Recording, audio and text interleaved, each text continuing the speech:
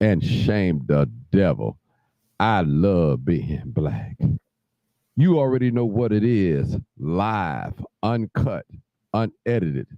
Tell the truth and shame the devil. I love being black. All right. You already know what it is: live, Come on in. uncut, Come on in. unedited. Tell the truth And what? and shame the devil. I love being black. All right, people. I appreciate you guys tuning in. It's been a while. It's definitely been a while. We are here on Facebook and we're going live tonight. There's a lot going on. I won't get involved in a lot of this stuff that's going on social media, name calling and, people calling each other out, stuff that could be worked out. I want y'all to take notes tonight. I'm going to call some things on the carpet. And I want you guys to listen well tonight. We're going to take some calls. You already know what it is. We're definitely going to take some live, calls. Uncut, unedited. Tell the truth. And what? And shame the devil. And what? I love being black. Don't you love being black? Don't you love being black? Don't you let nobody tell you that you don't want to be black. Now, let me say this. Make sure I ain't got nothing on my nose. Now, if you on here, you waiting on me to acknowledge some gossip that's going on, some internet or YouTube beef, I'm not going to do it. I'm not going to waste my energy on folks that don't care about the community. I'm not going to waste my energy on that. I'm going to keep it 100 like I've always been doing. You already know what it is: live, uncut, unedited. Tell the truth and shame the devil. That's what we're going to do over here. Being black. All in the queue. What's up? What's going on? All right, Bridget. All right, Lisa. I'm live, y'all. I appreciate you. I'm tired, but I'm here. I'm here tonight. Y'all got me tonight. And we're not addressing no foolishness. So if you think you coming over here to listen to some stuff that's going on the social media, I know what's going on with some of these activists out here, and I've heard about it. Hey, listen, people. I'm staying away from it because I've told you guys what it is. Some of you guys, you don't care who you follow. You don't care who you give your money to, who you listen to. Shame on you. Shame on you. The people that's really doing the work, they got a great name, a good name behind them. You don't want to give us nothing. You don't want to give us nothing. You don't want to give us nothing. Really don't want to give us anything. But we talk about somebody, mama, who fought who and who doing this. Oh, you love it. You love it. You love it. You love it. I want to share with my people tonight what Flip Wilson said. He said, loose lips sank ships. And I tell anybody that's on social media, that's popular, that have an influence or have a platform, people know you, but you don't know them. Argue with somebody on social media whom you never met and don't know anything about. It's like almost arguing with a ghost. And we all know with a ghost, you can't feel it. You can't see it. You might know it's there. So in other words, well, what are you saying, Martin? Why argue with these people that you don't know? They don't know you. They know of you. And they can walk up on you anytime when you out in public and do something to you. People can do that, especially internet influencers. You've got viral videos going on. You're always in a debate with somebody. You're always going back and forth, lip boxing. Listen, for those of you out there that want to call women the B word, you want to disrespect women, old folks and all that, you got to remember, you don't know who's kin to who. You got to remember that. And I'm quite sure that there's a lot of families on here listening to me right now that got some killers in their family that don't mind going to jail, don't mind shedding blood. I'm telling you. I used to tell people on my internet all the time, when I used to go live all the time, live, uncut, unedited with a crime scene, I said, you got to be careful what you say. And you might know that the person that's laying on the ground that got shot was a terrible person or is a terrible person. But you're not at liberty to say whatever you want, because we all have somebody that love us, good, bad, or ugly, right or wrong. We all do. So it's two things I always say when you're watching a live crime scene. You should pray for the victims, and you should pray that that the perpetrators get caught. That's what you should be praying for. You shouldn't be on there saying nothing about the dead or the victim. You shouldn't be doing it. Remember, loose lips sink ships. And that's real talk. I see you, Sarge. Hold on a minute, Sarge. Hold on a minute. I'm feeling myself right now. I'm feeling myself. Because, see, somebody need to hear this tonight. Because I'm going to tell you what's going to happen, people. Somebody's going to get hurt. It's too much fighting going on the internet amongst these Chicago people, these suburban people. Somebody's going to get hurt. And I'm going to tell you, you got some people out here that's willing to die for what they believe in. They're willing to die for their car. They're willing to die for any material things. And I'm going to tell you, I always tell young folks, as just as much as you're ready to kill, you better be ready to die. And we all know that those of us that lived a little while, that lived in the 90s and 80s and 90s, that drugs, you could find drugs on every block, just about every corner. So it is right now in 2025, you can find any young person with a gun. And I'm trying to figure out, how is it that, like cousin Ronnie Johnson said, how is it that they have a gun that's worth more than what they pay for rent? Their mama pay for rent. I don't understand that. I just don't. Where are they getting these guns from? Where are they coming from? How many freaks out there with guns? I don't understand it. I don't understand it, people. I really don't. Where are all these guns coming from? And they all amongst black folks, young black teenagers, extended clips, drums, switches. Something wrong with that picture. Now, I'm not saying that because guns are put in the black community that you got to pick it up and go use it. No, I'm not saying, I'm not giving you no excuse at all. But there are guns out here. And y'all know I love black people. There's not one street tribe out there that say that I put one over the other. I help everybody. I don't care if you're under the 5, the diamond, the 6, whatever.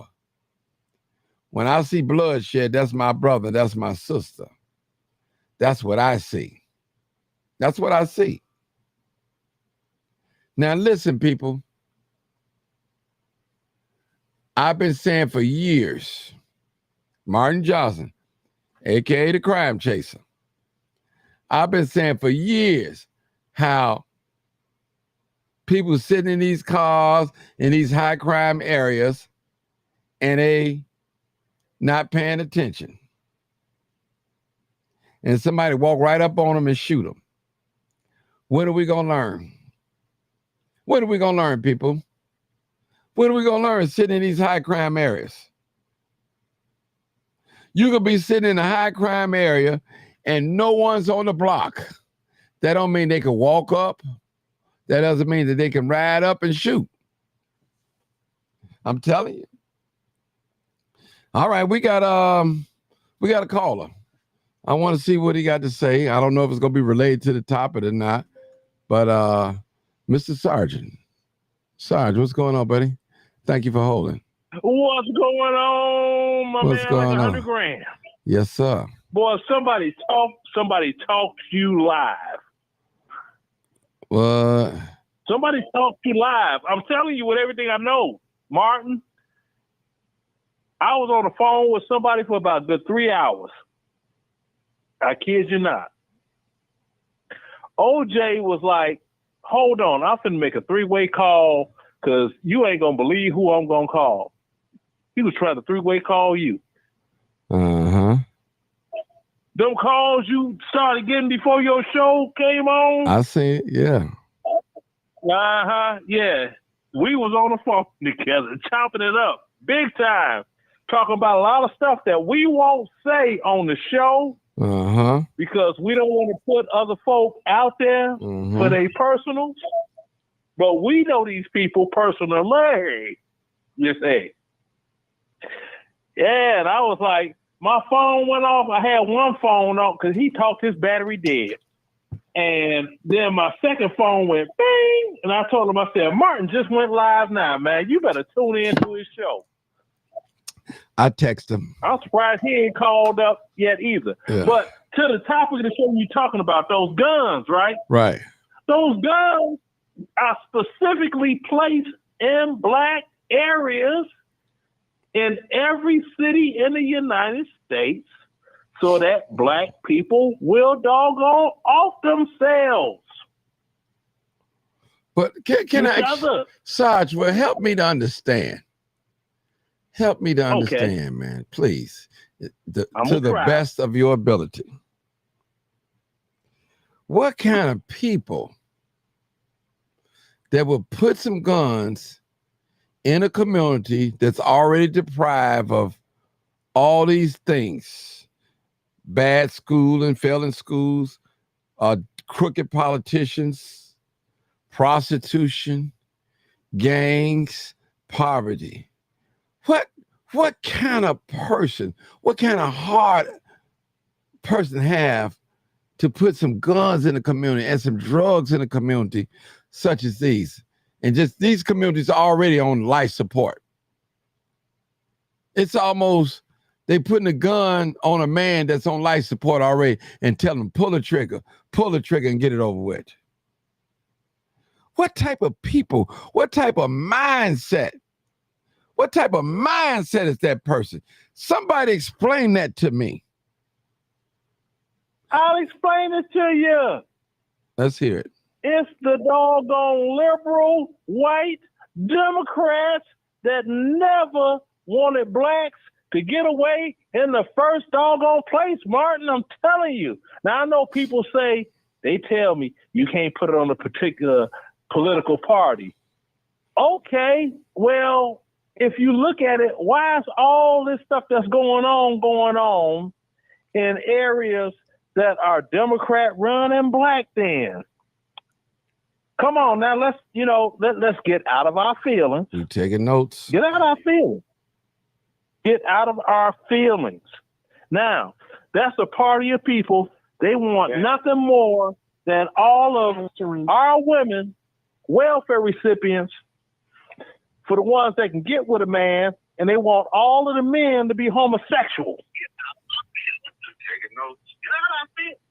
Mm-hmm. You see what I'm saying? Yeah. Hold on. 219. I need you to turn Facebook down, or else I'm gonna have to mute you. Turn it all the way down. Listen to the conversation through the phone. Okay, because we're getting the echo, and we didn't get the echo until you just logged in. You talking to me? Yeah, 219. I'm talking to you. I need you to turn your volume down. I'm sorry. Go ahead, sir. Okay, I'm gonna let you. I'm gonna give Sarge another couple of minutes, and I want to hear what you have to say. 219. All right. No, I apologize. Okay, no problem. You no problem. You good. Come on, Sarge. You got 2 minutes, man. I got to go to the next call. Come on, Sarge. Yeah, and see that's what the thing. If you doggone do not like a particular group of people, and you know a way to get them to eliminate themselves and take the burden off of you, you gonna do it. So you gonna do it. Sarge, what is the mindset now? I hear what you're saying. For somebody to do, what is the mindset? The mindset is pure hatred. Like you have some, you got some black folk, and now I don't want to be into some women bashing thing, but the proof is in the pudding right there. Mm-hmm. Now, if oh you Lord, get, you're finna set the internet on fire. Go ahead, Sarge. now if you get Serena glasses. Williams or her sister, right? Right. Money, big money black women, they got these white dudes that ain't got money like them, and they proud of it, and all the sisters is yelling, yeah, girl, you go, girl. But a brother, let them have got with a brother that worked that doggone Jiffy Lube. You got that old Buster, he ain't doing nothing with his life. And really? So how you gonna be pro-black and crip walking at the Super Bowl, but you go home and lay down with a white man? Uh-oh. You see what I'm saying? Tell the truth. Now the and brothers, shame now the brothers, devil. yeah. Now the brothers are like this here. Okay, that's what you want to do. We don't care. But all the brothers want, if anything, expected. Look, when you get Shannon Sharp and the rest of them, Jamie Foxx and the rest of them, they go get them little white girl. Don't dog pile on them. Don't dog pile on them like they're the worst thing to happen to black America when you got Meghan Markle that they married a doggone white. Sir, I don't know if you knew or not. Hold it. One mic. Okay. Go ahead, Sarge. Now, it's like this here. You get a Meghan Markle that the girl, she could pass for white. She's a pastor. She married Prince Harry. All these black women find out, she got some black in her because of her mama, and they all happy, and yeah, girl. Black women celebrate that and demonize when the black man get with a white woman. Come on now. All right, hold it right there, Sarge. One last Come thing, on, Martin. man. That Come on. same sick mindset, that is the reason you have people, they put them guns and drugs in black American areas because they know that the emotional dysfunction in black America is going to lead to the end. Okay. Just like all them Planned Parenthood abortion clinics are where? In black areas. Talk to me quick. Don't talk to me slick. All right. Let's go to the next caller. Eric code 219. Hey, sir. What's your thought and comment? Nothing much. Hey, greetings to the black man. I appreciate you for even allowing me to speak, sir. You hear me? Yes, sir. Back to your original question on how these girls getting around here and what's going on. I believe there's a detachment, and that's not even how they're getting here. But once the guns get here, why are black men killing black men? It's emotionless in Chicago, bro. Like, really, bro, everybody's numb. Like, killing is okay. If you die today, then guess what? A party tomorrow. Like, it's our norm, bro. And I don't know where it come from. I was born in 1984. I'm 41 years old. And we grew up putting the damn stick in the fire hydrant, bro. And making the fire people come down here and turn us off, man. We went through the hood doing Catch a Girl, Freak a Girl. We was able to play as kids, man. You can't do that right now, man. They out here on a low. I'm going to tell you some real stuff, bro. They playing GTA with real people's lives. You got kids playing GTA with real people's lives. Then you got adults, bro, that's not real men, that's feeding it to they bullshit, bro. And making them feel like that's cool, man. That's okay. Now, how they getting here? How the guns getting here? We know how they getting here, man. through these borders. They getting here through these borders, plain and simple. But once they get here, ain't no white boy coming through a hood, dropping off that. I can't say that no more. Let me be quiet. Because they still is the same thing they were saying in the Reagan area, how those crates of guns was found in places in Chicago. They still found in places in Chicago, just other means, other ways. And I'm gonna shut up, but if you on that highway, you know. You hear me? Like, but the price of life ain't what it used to be, bro. Bro, it used to be, bro, I wouldn't even do nothing because my neighbor granny outside on the porch. And even though I want to punch you in the mouth, I can't do it because my granny neighbor, she's on the porch, bro. Like, literally. But we walk to school together early in the morning. The whole atmosphere of community is gone and dead, brother. So that's our biggest plight with black people. And I'm going to be more honest. Black people is jealous. They got envious problems. They don't like each other. They don't even want to help each other get ahead, bro. They want to celebrate death. I'm embarrassed by my black people today, if I be honest. Me being a black man, I'm embarrassed by black people, bro. All the women want to shake their butt and all the men want to get on here with act like just money and degrade women and act like selling drugs. And y'all want to propagate that, bro. I'm embarrassed by our culture right now. Look at the Jewish culture, bro. Look at the Chinese people, bro. They invest, the Mexicans, bro. The Arabs, they investing into themselves, bro. They making sure they okay. They building up their communities within themselves. Why are we the only people walking around here lacking, killing each other, thinking it's cool? We are their entertainment, bro. Somehow, some way, we done turned into the world entertainment. Every world right now, Chicago influenced it. My city influenced the world, bro. Everybody want to be like Chicago. Man, that's not a good thing, man. We're not being known because our science and our museums we're not known for our culture, our food. We're not known for that. We known as a violent ass city. Man, that's not Chicago, man. That is not Chicago. Okay. That's not the city I grew up in. When school actually got canceled. No, I'm sorry. When school never got canceled. I wouldn't give a damn if the snow was up to your knee, bro. School ain't canceled. You're going. I lived on 81st and Saginaw. I took 2 buses and an L to fucking Morgan Park, bro. Trying to get there every morning. I left at 6 o'clock in the morning. And that's what we did. We from the city, bro. Okay, brother. Hold it right there. And I ain't had no problems. And I had no problems, though. You hear me? I had no problems. Literally, I had no problems, bro. Okay. Back in the day, my best 5 with the guys, bro, the best 5 on the court, we used to be able to walk over to some courts, but on the low, they did tell us we couldn't go everywhere. But we was invited to certain places, and it wasn't bad. Okay, sir. And it wasn't bad. I got another call. Thank you for your comment. You can hang around or you can hang up. It's on you.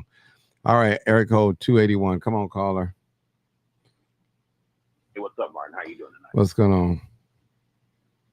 Well, great topic again. And unfortunately for our society of people, black folks that, live in our society, we have not been taught to love each other. Some people, I'm not going to say the whole community as a whole, but I'll say in certain families, they have not been illustrated to love your brother, love your sister. They don't necessarily have to be from your family. In fact, you go out amongst the life or amongst the world and meet people that'll be better friends to you or better brothers to you, or better sisters to you than the ones at home that are your own family. Saying that to say this here, every walk of life in our society, in this human being life that we live, we may see the same people, but I guarantee you our journeys are not going to be the same. They just ain't going to be the same. And as far as the guns making it to the community, that's where families need to come together. Mothers, fathers, sisters, brothers, grandmothers, whoever's taking care of these kids. Guns are bad. They can be bad. They can be helpful if you're defending yourself in the home, but they also can be bad. You remember back in the day, we would talk. I lived around the corner from you. We would talk. The guns were bad. We would talk. Doing things that were against the law were bad. We would talk. All these things to know our place. Yeah, some of us got out of line. Some of us got in trouble. Some of us made it out of that tough city. Some of us are successful. Some of us are not. But at the end of the day, the moral to my point I'm trying to make is we have not been taught to love each other.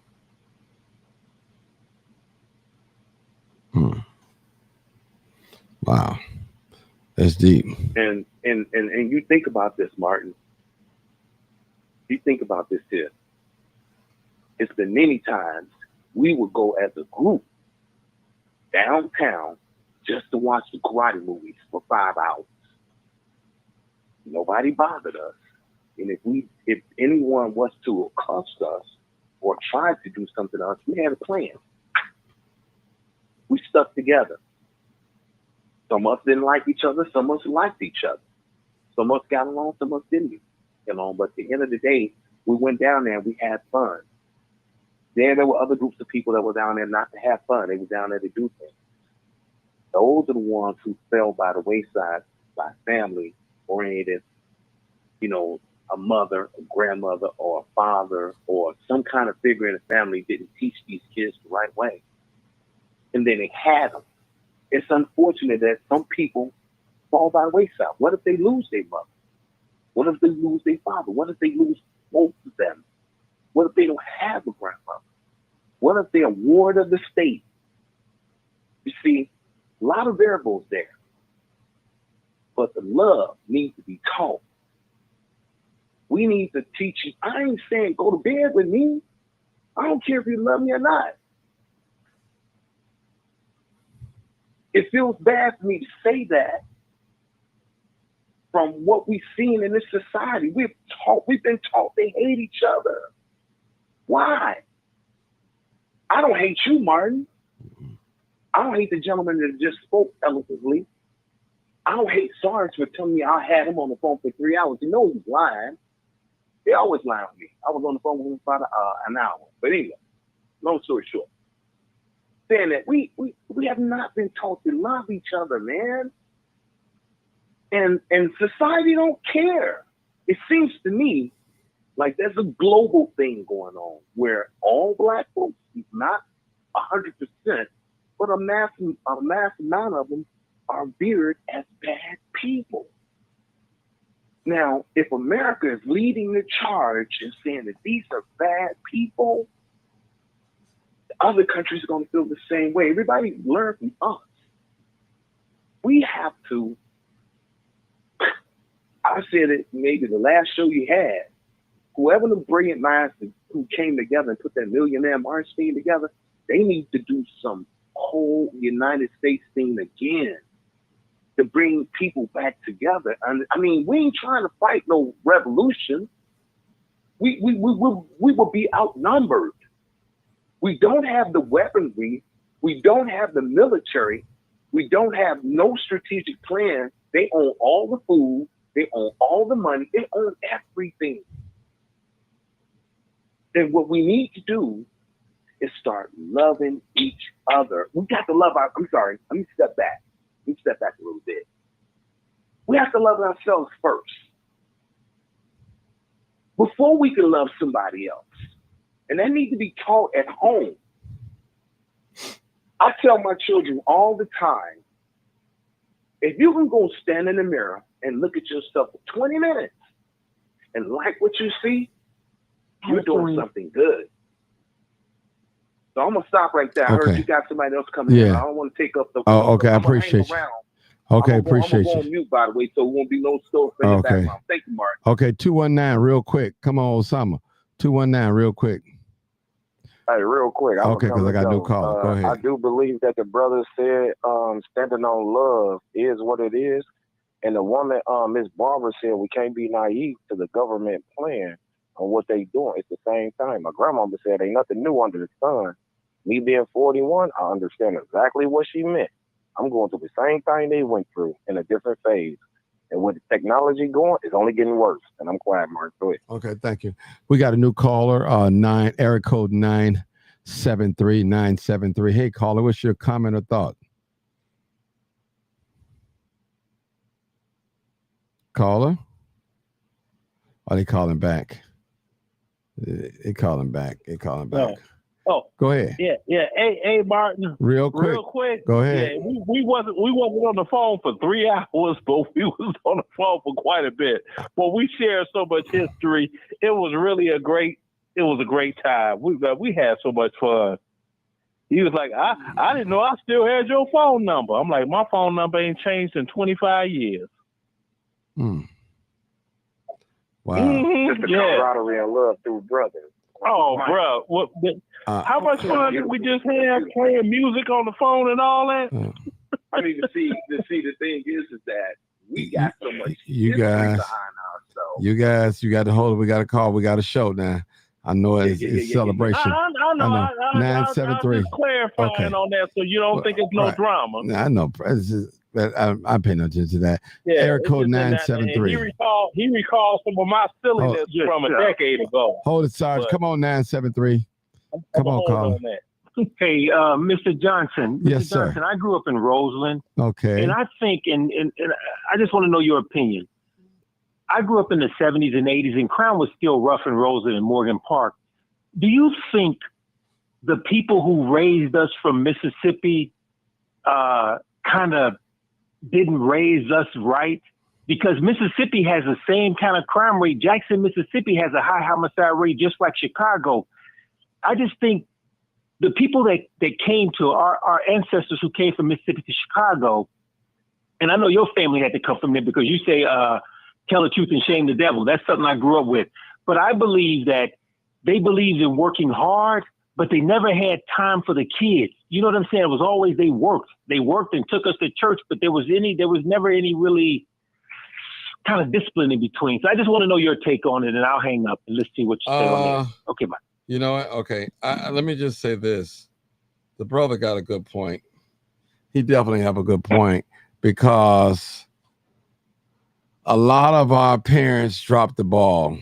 A lot of them. And they did the best they could. A lot of them, for what they was working with. They had to focus on working, keeping the food on our plate and keeping a roof over our head. They did the best I could. I come from a big family of 6. And, both parents in the home, but we had problems too as well, people. We had a problem. And you're right.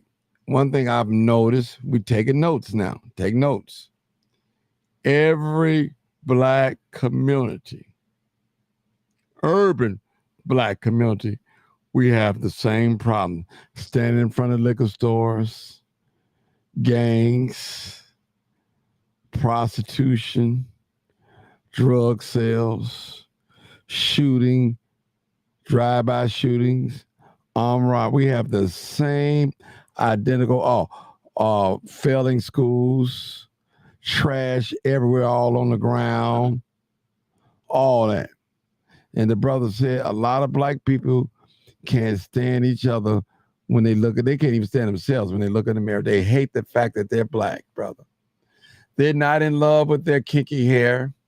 They hate their full lips, their broad nose. They hate it. And they hate their complexion. They wish they could be white. They wish they had a white name. They wish they can talk grammar way white people can talk because they hate themselves that much. They won't embrace the culture where they come from. And when I say that, I'm not talking about shooting, killing, and all that other stuff. But we have a great culture. Great culture. Somebody out there hates the Black man and the Black woman. We don't love who we are. Some of you ladies out there, no disrespect, some of us probably would never see your natural hair, your natural beauty. No. Because you has it. But hold it. I'm talking now. The brother got me fired up. Y'all got me fired up. And I'm not on here female bashing at all. We just won't see your natural beauty. Something got to be wrong with that. Something is wrong with the brothers when we're not willing to die for our sisters. Only time and this is not for every black person now. If this doesn't apply, let it fly. Only time when a lot of couples get together is in the bedroom when they laying down.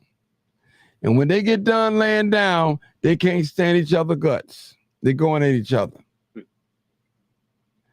Brothers, we have to learn how to respect each other. Sisters, you guys have a history of harboring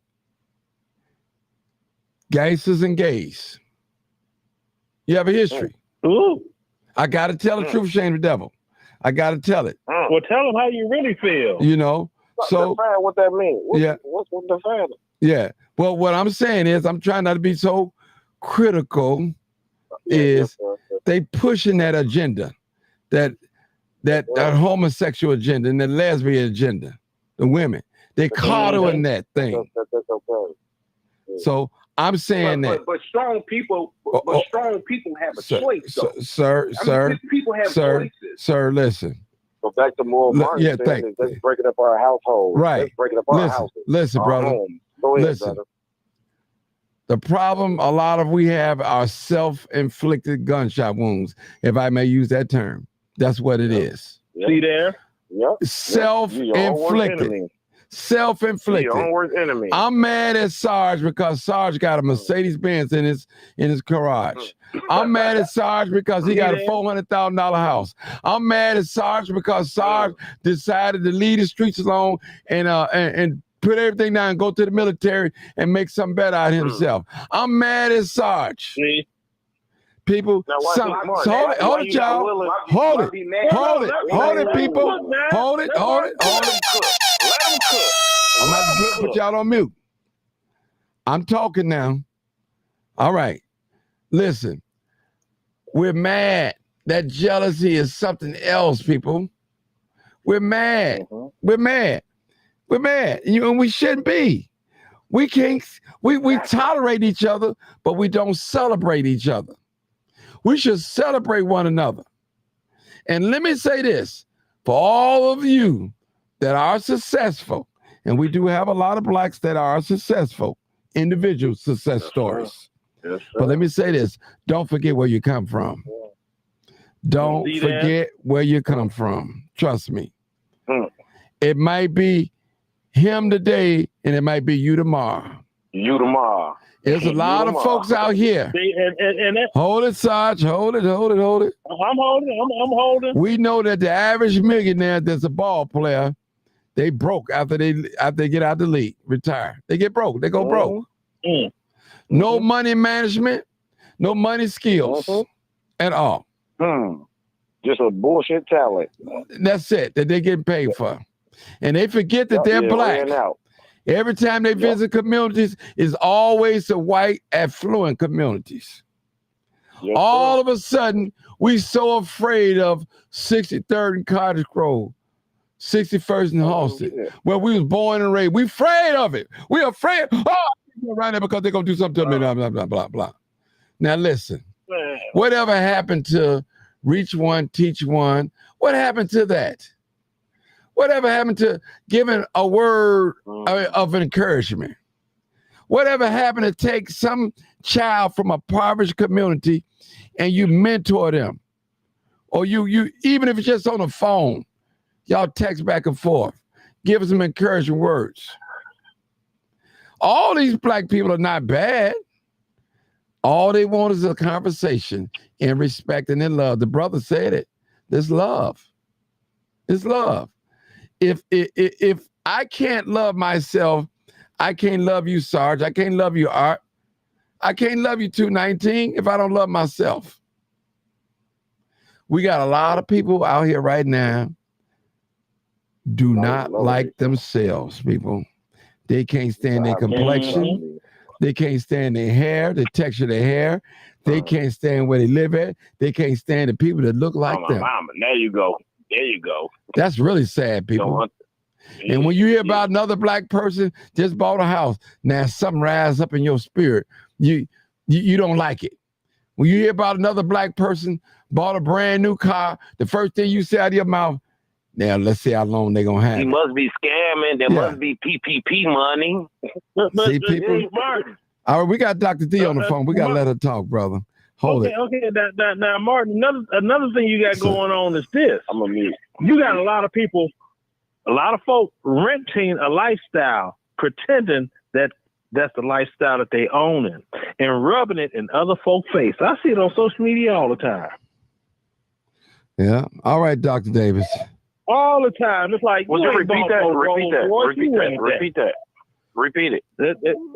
Can I repeat it, Mark? Hurry up, bro. Is it all right? Yeah, go ahead.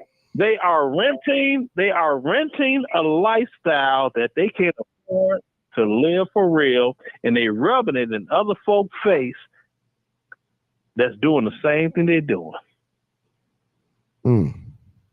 All right, Dr. Davis. Come on, Dr. Davis. Hello, Foz, and everyone else. This stuff is really touched me. That's why I called in tonight. Because what I'm finding that, and I don't want to argue you or anyone else to get offended, that it seems like men is more jealous of women that is successful. Yeah. Okay. Not your phone kind of low. No, just Okay, let me turn it up. Because I'm talking kind of low. Hold on, Saul. Okay. Yeah. I'm trying to hear everything you say. Women are more successful now for some strange reason than men. Like, you all know that I have 2 PhDs, 5 masters. I'm a pilot. I'm used to be an electrician. I'm not an electrician anymore. I will not do that much anymore. And, I come across men that talk to me all the time, and they say things to me that is inappropriate. I'm not disrespectful to them, but they are very inappropriate on, I could buy this, I could buy that, and I never talk about money. Never. That's a form of jealousy. And I'm with Martin that, what is this jealousy? Where is this coming from? Like, I'm sorry you didn't go to get your education, or you don't necessarily have. Did Jay-Z get some education? He's a millionaire. You don't necessarily have to get education to become a millionaire, billionaire, but don't get jealous of me because I have 2 houses, because I have 2 buildings. I have what I have. I'm sorry, I don't have a Mercedes. I have a Lincoln MKS in my garage. It's like, come on now, like, where do women, come on, give us a break. We don't been through enough. Sister, I don't see it as a women thing. What do you actually gauge as successful? Because success is on the individual, where they feel they are successful. I mean, remember the Bishop Don Magic Wand? He was successful, wasn't he? He was a successful pimp. That was success to him. That's right. That's right. So, to me, success to me starts. True success is individualized. Right. I just gave you an example. Did Jay-Z go get a master's degree? Who cares? He's successful. Did Beyonce go get one? Who cares? That shit ain't number wallpaper to us. People take that shit to heart. But my thing is, some of these men out here are very jealous hardy, and they getting at these women. And think about it, you guys. A lot of these women are getting killed because they're living in a situation where the man is dependent on the woman. Talk about that. The man dependent on the woman because, I guess, I don't know, because I'm not there. He depended on her, and maybe she codependent on him for whatever reason. And it's not fair to women because we done been through a damn enough. Like, I understand our black men done been through a lot, but I'm listening to Martin, I'm listening to everybody on the show before I called in, and it's like, when do women get a break? When do we get a break? But a woman have a voice as well. She has the right to stand up and say, I don't like what you're doing to me. I don't like how you take my money. I don't like how you treat my kids. I don't like how you drive my car. You have a choice. But see, somewhere back in the 70s, men were doing pretty somewhat okay, black men. Then the white man decided, hey, I'm not getting anything out of this brother. He wants to kick my ass when I fire him. He wants to come here and loud talking all these other things because he's frustrated, and we have a right to be frustrated. Then the white man makes him obsolete and put the black woman in charge. In fact, the black woman is the most exploited woman in the world. And everybody wants her. Everybody wants her. So now she looking down on us like, nigga, I don't need you. What do you mean you don't need me? After all I've done for you, you don't need me? Now, what do you think that does to a man? You don't love me. But see, he has to love himself so she can know how to love him back. But see, you know, I think, look, I'm finna land this plane. No, I'm gonna let you know. I'm gonna explain to you what happened though, bro. Yeah, do that, but hold on, let me land this plane real quick. I think some women in the African American community need to give these brothers a little bit bigger, a little bit better break than the same. But why do a woman need to give a man a break? He needs to get his own damn break. And that's a damn lie. No. I don't disagree. Hold on for y'all. I don't disagree with her. Hold on. I don't disagree with her. No. Listen up. I don't disagree with you. I don't disagree with you. He does need to get his own. But what I'm saying to you is, you know, every man that you meet ain't gonna be no broke brother. Yeah, we got Bill. Hold on, I'm about to land this plane. Hurry up, land the plane. We got Bill.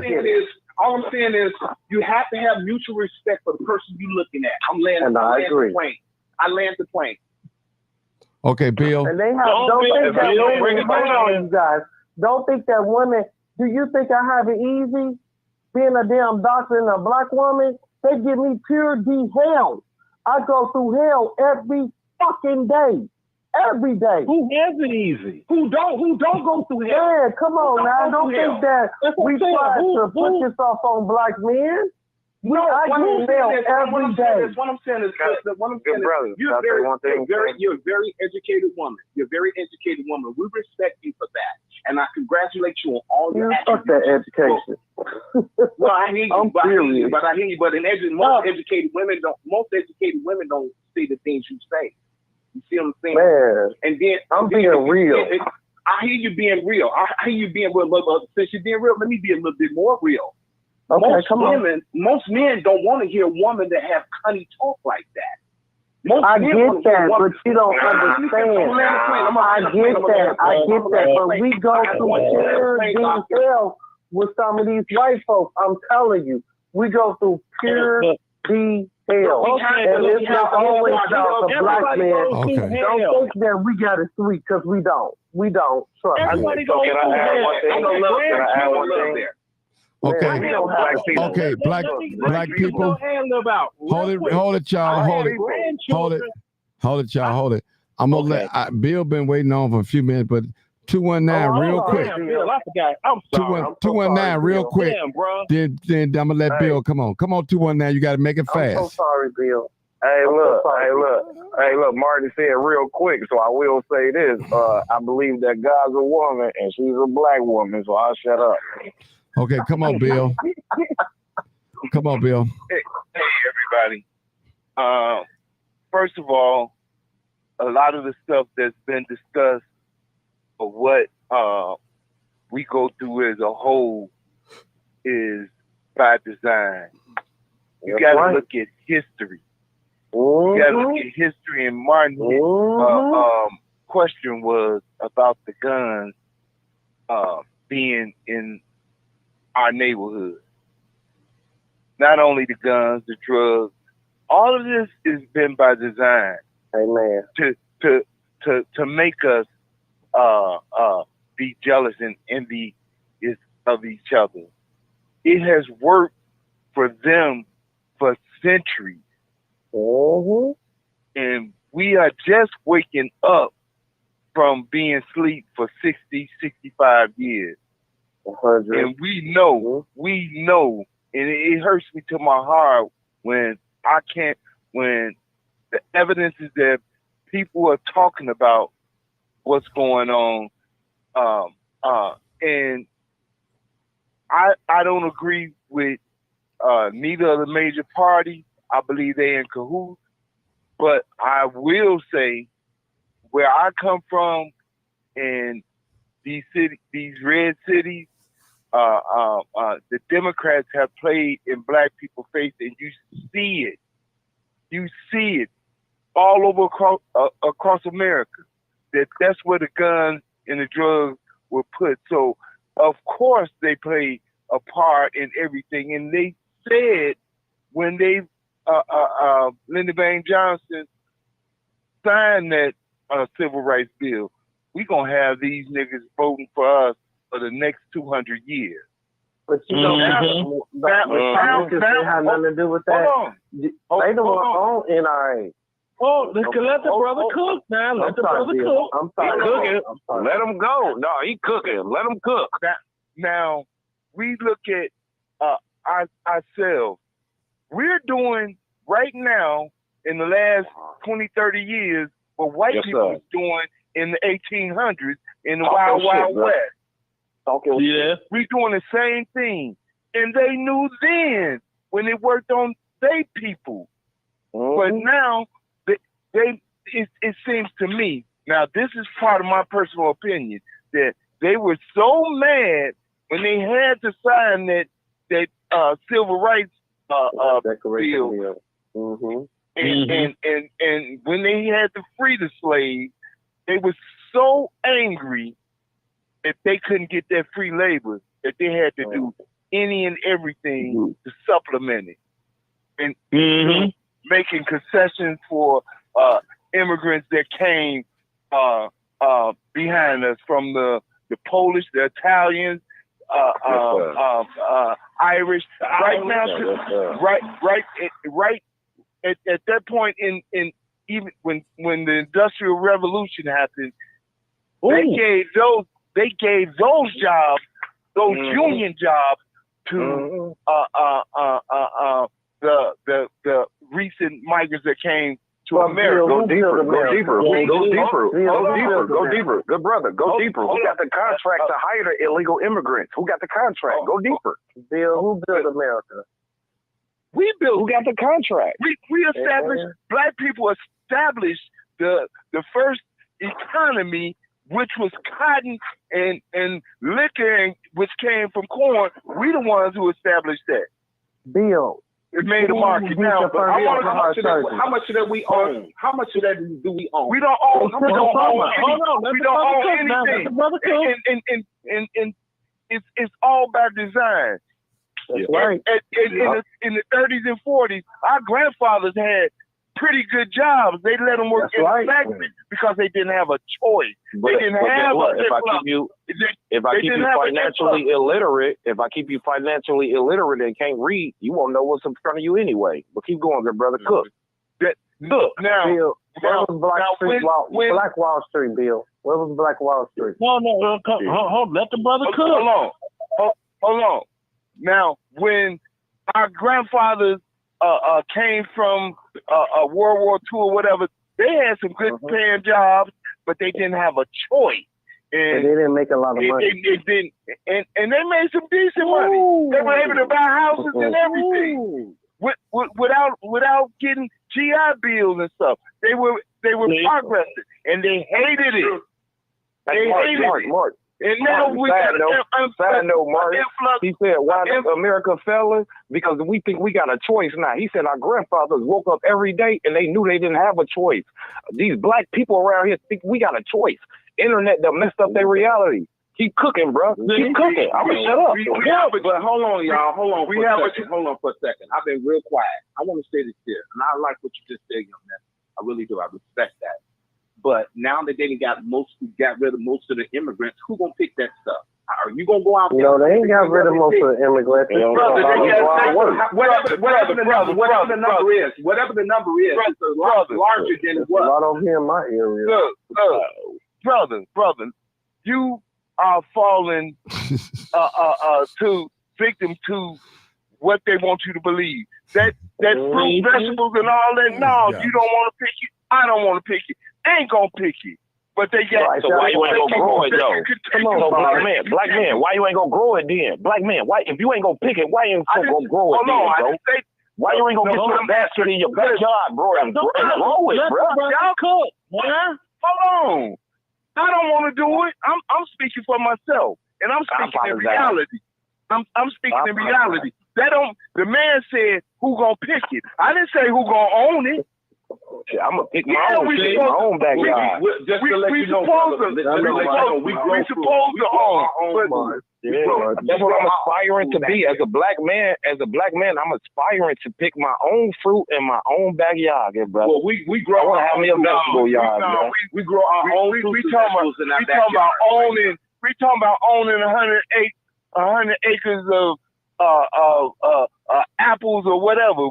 We deserve all of what America and much more, and more have abundantly to offer. Okay. Right, yes, because and more abundantly. Okay, guys, hold it. Hold it, Bill. Hold it, y'all. Doctor, y'all hold it for a second. I want to address something. I always hear these people talking about who gonna pick the fruit. What about the people? Hold it. What about the people who gonna work these construction jobs? Y'all never talk about the construction jobs. What these immigrants got? You always talk about the fruit. What? Come on, man. I'm just keeping it real. We always talking about the fruit. These construction jobs can listen. They can stop a lot of this crime going on. Good paying. Now don't think. Hold it, brother. Hold it, brother.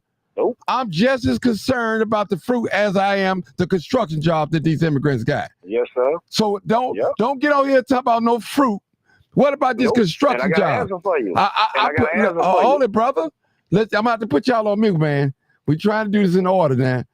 Listen, I need y'all attention. Let me talk. I apologize. Please let me talk. So all I'm telling to the brothers, and I'm not trying to come hard on my brother OJ, nothing like that. I'm not doing that. But what I'm just saying, let's hear about these construction jobs that they making $75,000, $100,000, $200,000 a year. And all these black people got this. Oh, come, you got to be crazy. But Martin, they ain't giving those contracts to black folks. They not giving brother. No, they are. You gotta mute everybody. Oh, they are. I think that's those what I'm gonna contracts is available. You gonna have to mute everybody, Martin. I say I am gonna do that. Trying to hear you. I am. I'm gonna have to. I'm sorry, y'all. I got put y'all on mute. I'm sorry. I got to put y'all on mute. I'm sorry. All right. Now, listen. Very sorry. Let me just say this. My point is, just as much as you guys are concerned about the fruit that's being picked, what about these construction jobs that all the immigrants are working? I passed a site today. And I've seen all immigrants. I didn't see one person that looked like me, that resembled me in the black community. I'm getting ready. I'm finna pull up the video. I took it sitting in the car. I said, look at this. Black people, we're around here shooting and killing each other, and we can't get no jobs. I mean, something's not right. Well, I'm talking about good paying jobs. Let me put it up, y'all. I'm finna put it up real quick. Let me put this up. I'm gonna bring it up on the screen because I don't like this. I don't like it. Let's see. Open it up. Put these things in here. Put one in here. Yeah, it's terrible, people. Add video. I'm finna add video. All right, I gotta delete one of these videos. I'm gonna delete this one. Delete. All right. Add video. I'm going to add a video, and I'm going to show you guys. Upload. I'm going to show you guys this little smaller video, and I did it today. The brother, man. Oh, yeah. Yeah, hold on, brother, because I got everybody on hold. Hold it. All right. I got everybody on hold. I'm trying to put this video up. Okay, it's going through now. So what I'm saying is, listen, all y'all fruit people that talk about picking the fruit, What about these construction jobs that can go to your sons and your uncles and your brothers and your fathers? What about these jobs? Nobody talk about the construction jobs. Nobody talks about it. Nobody talk about it. 81st and Ash. Here we go. Look here. One black person. One black person. Y'all talking about black people picking fruit and all that. What about getting some of these construction jobs? Help some of these black families out, some of these black men out here. Look, 81st and Ashland. Y'all know I'm telling the truth. Now, y'all, I'm going to play it again. Then I'm going to unmute y'all. 81st and Ashland. One black person. One black person. Now, we always talking about the fruit. People picking fruit and all that. What about getting some of these construction jobs? Help some of these black families out, some of these black men out here. Look, 81st and Ashland. Y'all know I'm telling the truth. Now, okay, I just unmuted all of y'all. Now, that's my point. Mark, yeah, that's my point. Mark, let me go first real quick. Go ahead. I'll be quiet. Make it quick. And I might offend some people, and that's because black people is lazy. And we can't say that those jobs haven't been offered to us. Right now, it is a trade school, and every high school, when they mess up in school, they send them to the alternative school and try to give them a trade. Sir, they try to give them hold it, sir. They don't sir, do that sir, anymore. Sir, what city you live in? Because they don't do that here in the city of Chicago. There ain't no trades in the high school. Okay. No, so I've been out of high school for a minute. Okay, so your information is so incorrect. I'm done with that. My shit is so I'm done with that one. Oh, okay. Yes, okay, do you know the federal funding stopped for Job Corps? Yeah. No, I didn't even know that. Thank you. Yeah, okay. Yeah, the federal funding stopped for Job Corps. They're trying to actually they're doing a crowdfunder strategy and trying to get funds from the city of Atlanta to finish construction and open a building that they were going to use rather for Job Corps for some of these, what they call at-risk youth. Okay. In the black community. I think we got more real news. No, sorry. That's over with. Wait a minute, you said they was trying to do what? Okay, y'all, I need you guys to hold it for a minute. I think that's real more news, 1381.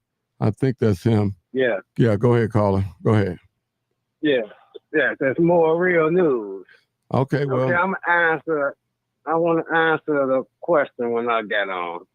You know, why, because I put it in the chat, like, why is the reason for all this killing, you know, and things like that? It's because, oh, man, hold on, baby. Hold on, go out. Well, give me a second. One. Yeah, okay. The reason why these things are going on in our community is because, oh man, wait. Brother, you want me to come back to you? Go ahead.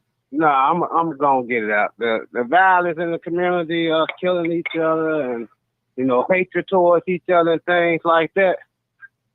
You know, especially to all you religious people, they know that y'all not asking the right question. Why is these things happening? It's happening because it say when he come back again, he's gonna be like a thief in the night. Meaning nobody gonna know the time, place, or etc. But we all come from the tribe of Judah, the same tribe for every prophet. Okay? So they preparing our people, so even when the prophet come again, you will take them out. Okay. That's what okay. That's what it's Hold it, y'all. No. I got a simpler explanation. We got a new caller. We don't want to hold on. We don't hold on because we got a bank of calls now. Can I finish my thought? Let him finish his thought. Go ahead. Go ahead. Yeah, that's what it is. That's the reason why they put the guns in the neighborhood, etc. You know what I'm saying? People keep bringing up grand theft. Although if you look up the word although and deep, it's called it's although is another word for the soul. So it's still in our people's souls. That's what it's doing. We killing one another, etc. It ain't just a construction job. It's a lot of jobs. You know, even with a lot of people go to prison and things like that. Anybody that been to prison know that they have gardening and things like that. They giving them that job. They don't get them jobs to our people, you know, so they can be rehabilitated, etc. when they come out of prison. You know what I'm saying? They give it to the other nationalities. And we see that, bro. We see that just with the garden. It ain't just the construction of the video that you showed. Well, it's up to the person. It's up to the individual. No, that's not the way it works. There's it's up to the individual. No. It's not. You have to go to the city of Chicago, wherever you go. People born and raised in projects. Okay. Right. Really well. And what they doing in certain cities, especially down here in Houston, where you all are not, they're not giving it to African Americans. Now, if you think I'm kidding, look it up on Google. They are suing in federal court over that right today. They're not going to. Exactly. I tried to the dispensary. When they first started saying that Illinois was finna get the weed thing for the dispensaries, I was trying to network and get a dispensary with the guys because I got the money to do it with the credit, bruh. They said they was gonna give it to the minorities, bruh. They didn't give it to us, and they did 2 people. They didn't. Only 3 people. They gave it to 2 or 3 people. But look, it says in the city of Chicago, in the city of Chicago, we filed for it. Excuse me, in the city of Chicago, we get 2% of the contract. Okay. Yep. Thank you. And that makes sense. Okay, now, brother, more real news. The white man for everything. You gotta fight for your. Your rights. Now, listen. I don't blame the white man for everything.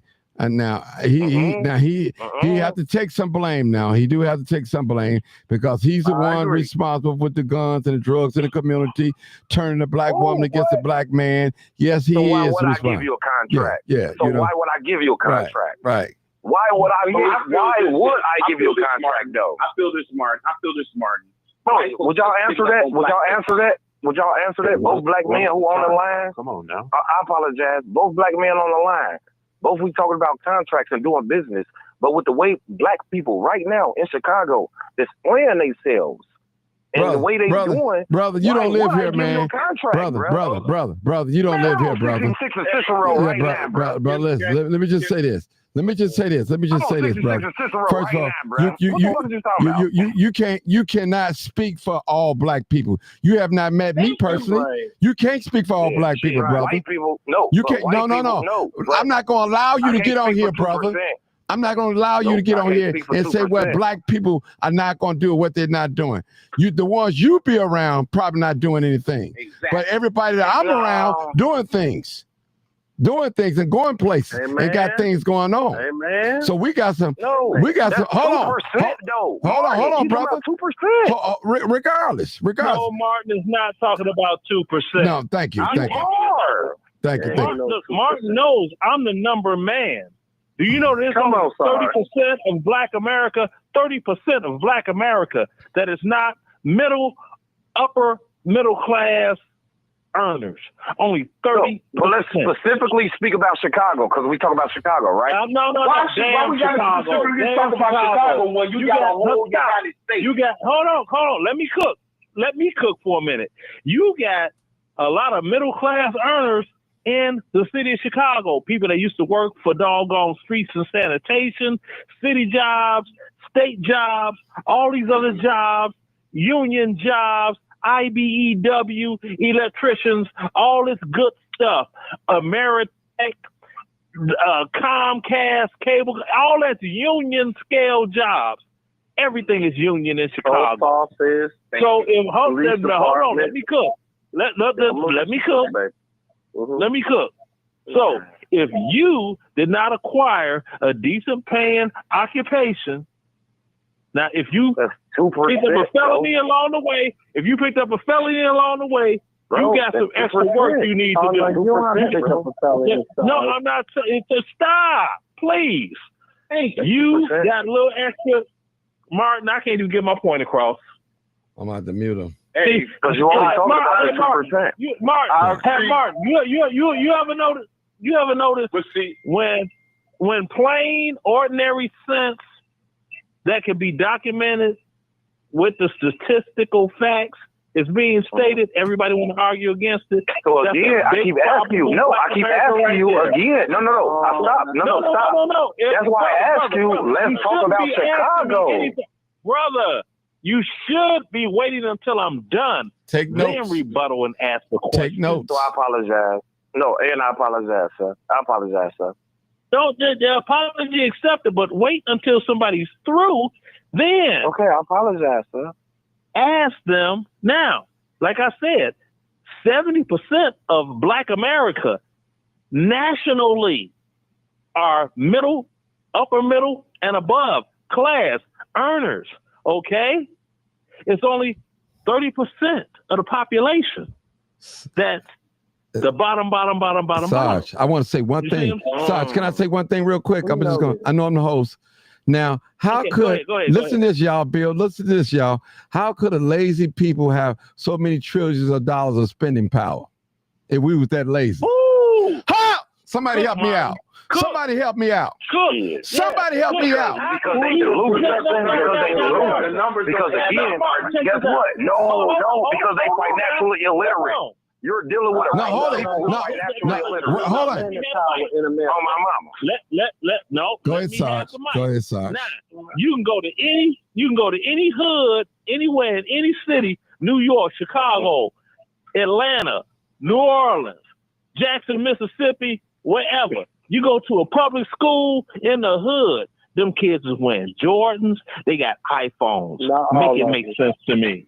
Now, okay. Don't not all of them tell me. Not all of them tell me. Let me say this. Jordan go. But let me just say this, y'all. Hold it. Hey, brother. Hold it. Sarge, let me just say this one word. Let me just say this. You can go to any Black community. I lived in Inglewood. Sarge, you was born and raised in Inglewood. I lived in there for about 3 or 4 years. Exactly. Let me say this. You can go down any block in Inglewood and count up the amount of cars that's parked on each block. I guarantee it's probably over 100, 200 some thousand worth of cars out there. Come on now, somebody talk to me. Now you got more cars parked in Inglewood than houses that are standing.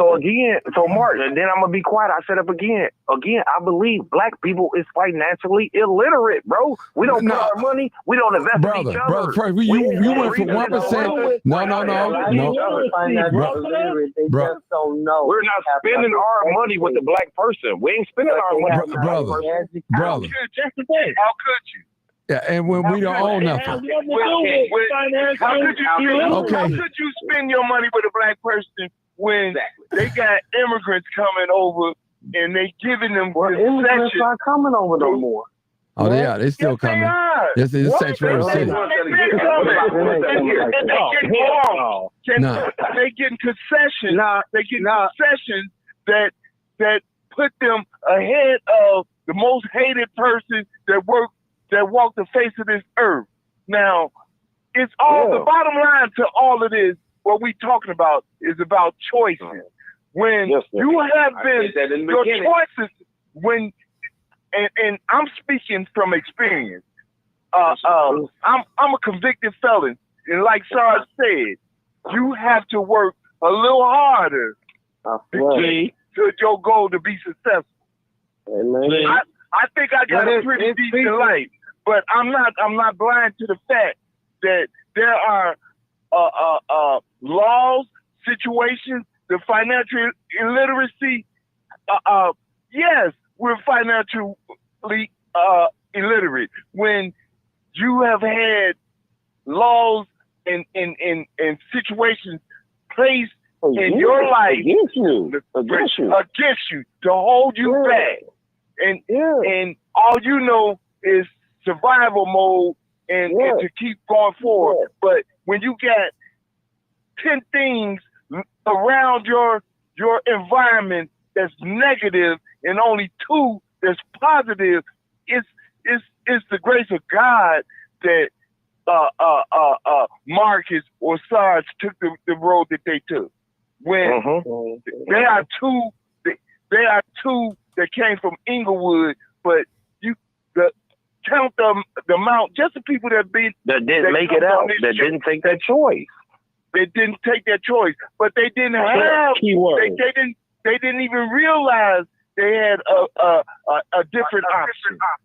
Now, good brother, if I can pick it up off what you said. Let me say this about the contract. Hold on, good brother. Real quick, and I'll be quiet. About choices. I believe that a lot of people make bad choices because we don't even know that a better choice exists, us in our youth. Us here, run around here. So all we know, again, what he's saying is survival mode. So I do understand that, bruh. Like, you don't even know, like, a better opportunity, a better choice exists. You don't feel like you have the outreach, the networking. You can't call nobody on your phone to get there, bruh.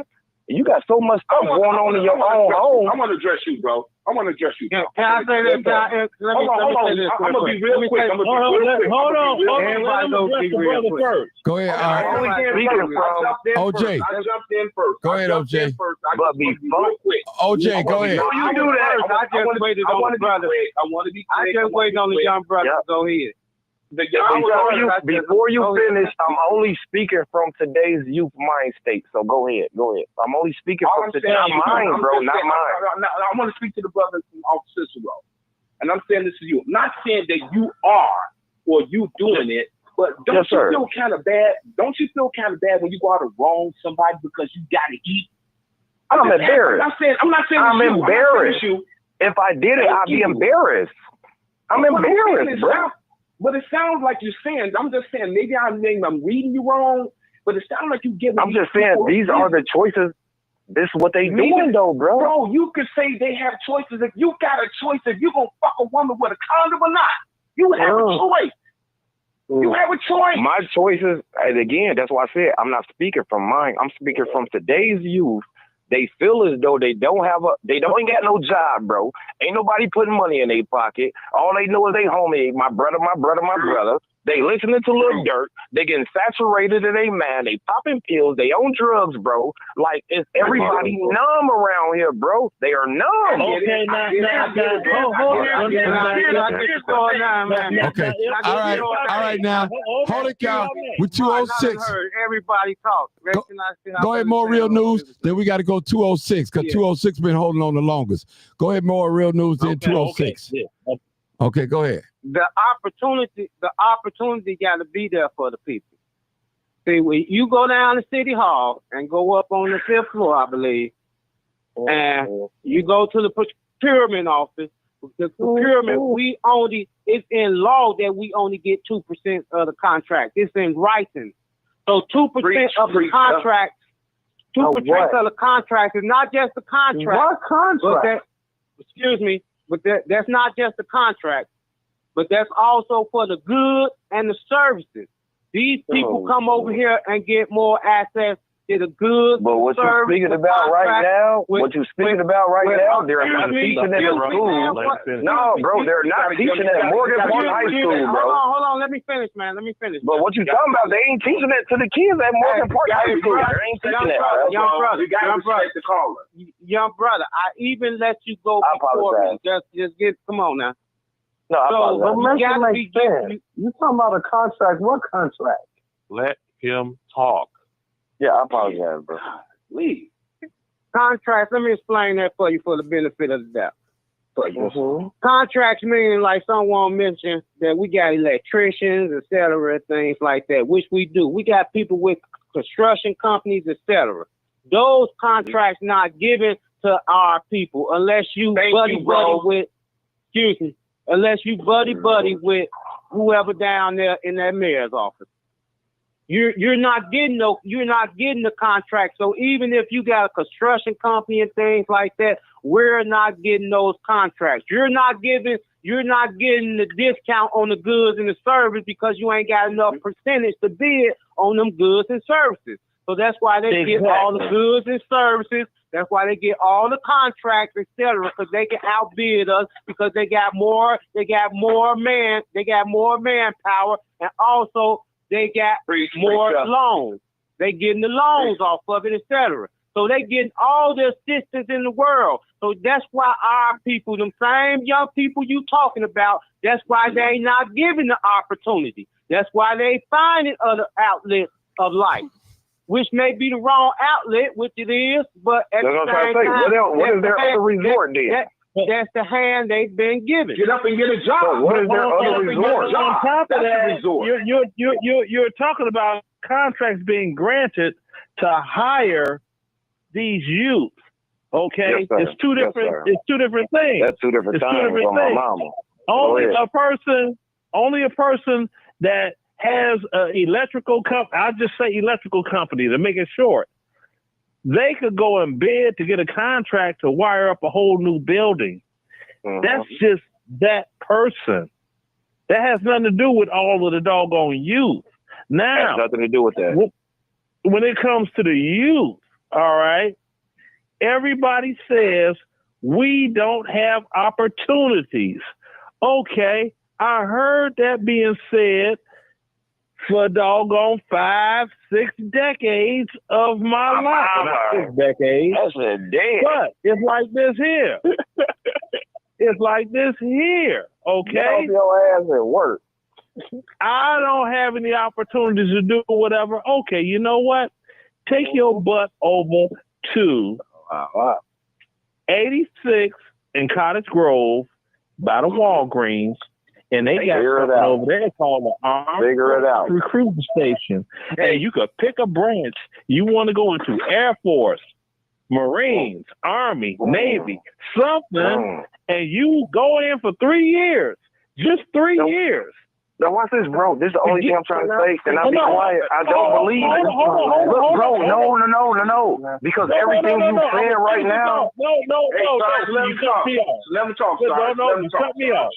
No, because that shit good. Everything that man just said is like valuable things that can help the youth right now. All I'm trying to say, again, choices. The youth don't believe that choice is at their hand, bro. So they take the ulterior motive. Okay. The ulterior route. When you have people like me, hold on. When you have people like me that are going in the neighborhood and talking to these young people and their doggone fathers, if not grandfathers, they know me for a fact. They know I went to Robeson High School. They know I went to Hinton. They know I'm from Ingle, Wood. It's a choice. Okay. It's a choice. All right, family. We got 206. So 206 been holding. 206 been holding for about 20 minutes. Sarge. He's been holding on for 20 minutes. That's not fair for 206. 206. Come on. I'm sorry. You've been holding. You've been holding on, y'all. Give him the respect. Go ahead. Come on, real quick. I had a lot that I wanted to get out there. Well, go ahead, get it out. But I'll only ask this. I'll only ask this for now. Just one thing here. To the brother that's saying that he's speaking for the youth. What's your name, bro? Or what's your phone number? Cash 219. 219. Okay. So I got a question for you. I'm listening to you. You're talking about how the youth feel and what they're thinking and everything. I'm curious about what? I didn't hear you. What'd you say?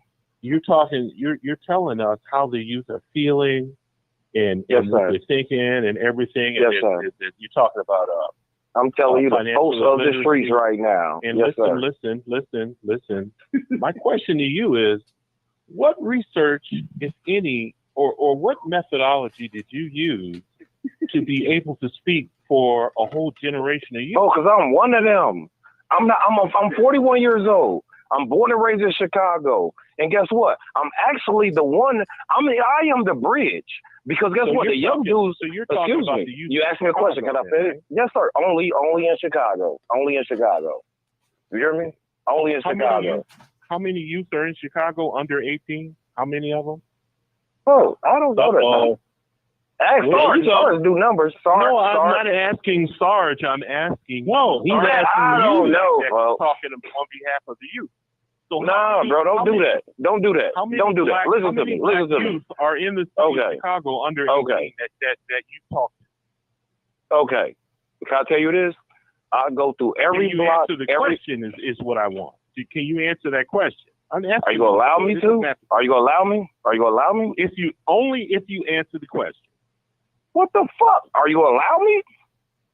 You Only if you specifically, answer the question. you asked me how many youth do I deal with on an everyday basis, And you right? You hear me? specifically repeat yourself saying the same thing instead of answering. Well, you just want to talk. All right, go ahead. No, I just want to answer. Go ahead. How many are in Chicago? I'll tell you why I asked that. The youth That's that what I I deal thought. with on an everyday basis, again, you won't let me talk. I go through every neighborhood around here. Again, I'm a GD from Morgan Park.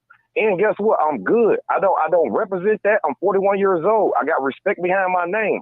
I deal with the youth. By me being 41 years old, I'm the bridge. I understand that the young people feel some type of way and the old people still want to move on law and discipline. So I understand that the young people don't even respect the old people, and the old people don't respect the young people. I am the bridge, sir. That's how I know you ain't got nothing to do from around this motherfucker. Period. Okay, now That has nothing to do with respect. It has all to do with choices in life. Stop talking. Stop talking. I'm sorry. Interact with this guy. So number one, I'm 55 years old. I was born and raised in the city of Chicago, University of Chicago Medical Center. Went to Kenwood Academy. What is you? High school. What is you? What did you grow up in? What is Let me ask you this. What you grow up banging? No, I got a question for you. What you grow up banging? What gang was you in? You're doing the same thing that you accused me of. No, I just got one question for you, bro. No, good brother. You asked me a question. I answered it, bro. I don't gang that. All right, so you never gang. So you don't know shit I'm talking about, bro. Shut the fuck up. What the fuck is you talking about, bro? Hold on. You know what? You don't know what I'm talking about, bro. Guys, stop, Sergeant, stop, guys. That's disrespectful. Stop. Everybody stop. Let me ask this guy this one question. Appreciate you, Martin. I'm gone, good brother. Always good. Always love Martin. Listen. I appreciate you for inviting me. And it turned negative, bro. And I ain't with that, good Martin. I appreciate it when it was brothers like dialoguing and building. And I'm not into that, bro. I don't want to have no negative energy. I feel like everything was a good energy, and I ain't on that, bro. Gangbangers do? Don't hang Is that what gangbangers do? You know, bro? I ain't on that, bro. Hey, I love you, good brother. Hey, and I love you too, bro. You're not on the revolution of truth, bro. You're not on tell the truth. I'm gonna mute myself, Martin. I'm muted. I'm gone, Martin. Okay. All right, y'all. All right. Well, this is what I would have asked him. This is what I would have asked him. I did this real simple thing right here. He said that he went to all the neighborhoods, right? Y'all hear him say that? Okay, I heard him say that. So I would have asked him, he said how in his many community. He said in his community. Okay, that's fine. So I would have asked him, how many communities are there? How many neighborhoods are there in your community? Okay. See? But why would I ask that question? Let me respond. Let me handle this right now. The disconnection I'm seeing right now in past shows are some of us have made it out and don't realize the situation at hand back then and now that it's worse. And I'm finna put my footprint on this. I'm a grown ass man. I'm older than everybody that's on here. That did. I doubt it. I doubt it. I'm 63. I'm 63, partner. Okay. And okay, I you ain't live. older than everybody. You ain't older than everybody over here, bro. Don't assume. Let him talk. Come on, Why do we have to get technical? Just like you somebody just made a specific point. You made a specific. Come on, man. I respect you, bro. I respect you, bro. Well, why are we still talking about it? I said I believe I'm older than everybody on here. That's neither here nor there from the point that I'm trying to make. And I've been interrupted every time that we talk. The young man that was just speaking now, somebody want to know how many kids and all that. There's a bunch of them. It's a bunch of them. And I'm going to tell you a story. I told you I'm a convicted felon. I've walked the streets on the south side, north side, south side, west side of Chicago almost the majority of my life. And I had choices. I came from good stock, but I made bad choices. And I had to correct myself. But the whole thing in a nutshell was the older I got, the choices got less. And here's a story. that's true to be 100.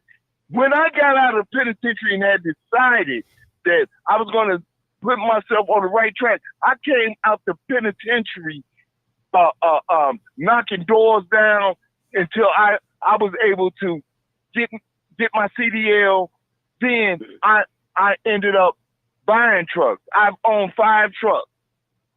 But early on, in the beginning, after being clean, doing everything right, those streets were still calling me, man. Here I am, 39 years old, just did a bit. Going for 8 years, got an 8-year bid. But because I had been in them streets, the way that I had, going to that job, a good paying job, I was making back then like 80 grand a year. But making that little $700 dollars a day, or $500 or $1,200 a week, I got back into the street. It took my mother, who taught me well. The thing of it is, most of these kids don't have a good example. They don't have good. They don't have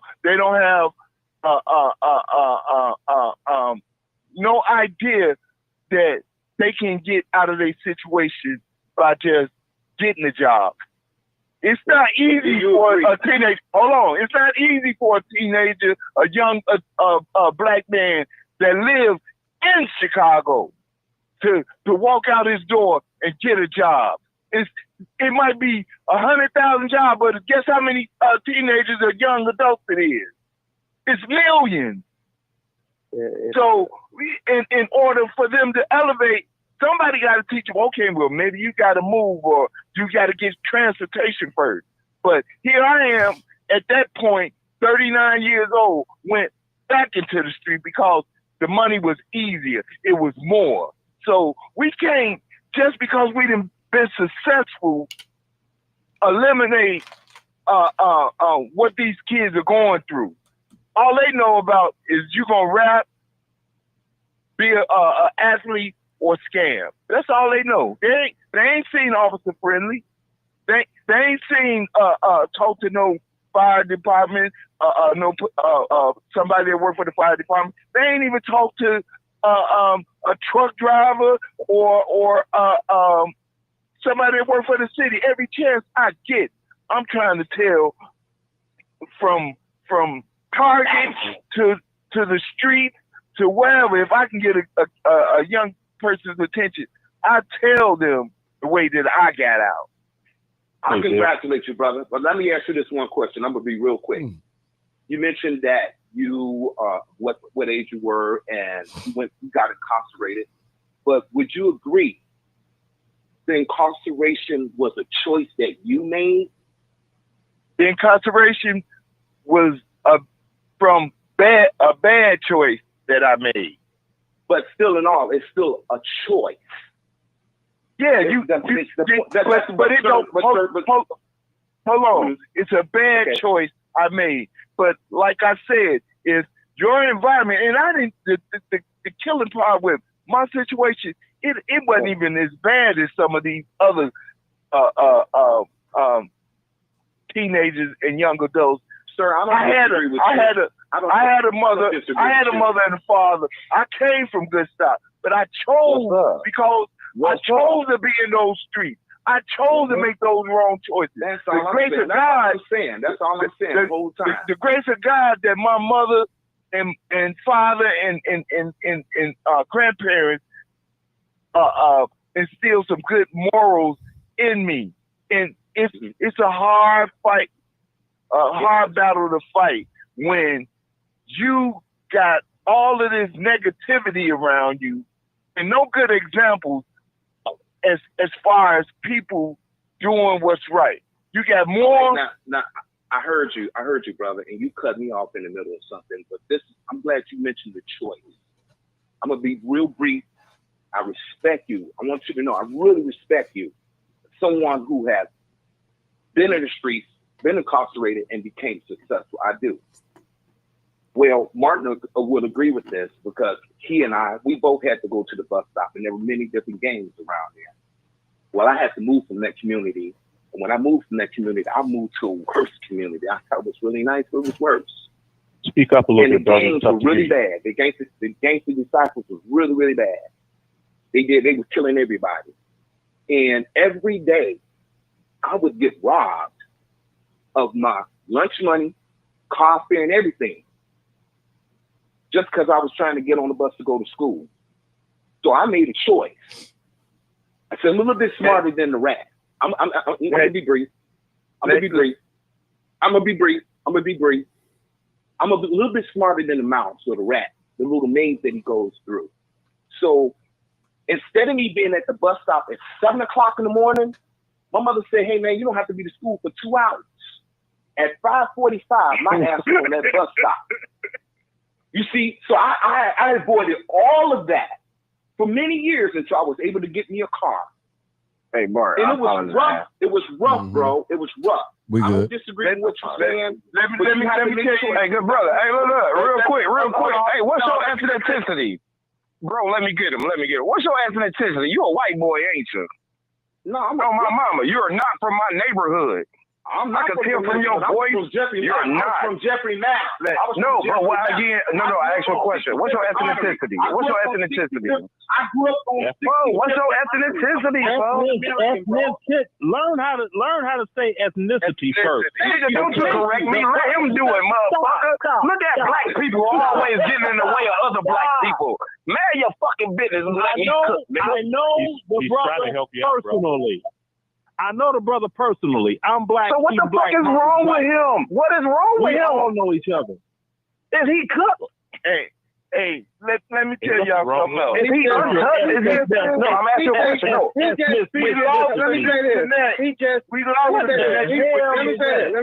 me say this. He just speaking on what he has experienced in his life. See, Mark put up a video. But why is he judging everybody else for what we experience? Right. No, my question is, why is he judging? I will, but why is he judging everybody for their experience? Why is he judging us? Let me say this. Why is he not judge, jury, and executioner real quick? Who the fuck made his son Jesus Christ? Let me answer his question. A lot of us have saying. Let me answer his question, please. Let me answer his question, please. You said, why am I judging everybody? That's a broad statement, brother. That's why that brother checked you and asked you. He was trying to find out where your brain is at. Because that's what you. Come on, bro. We're trying to talk legitimacy here. We're not trying to talk hate. We love each other. What are you talking about? Okay.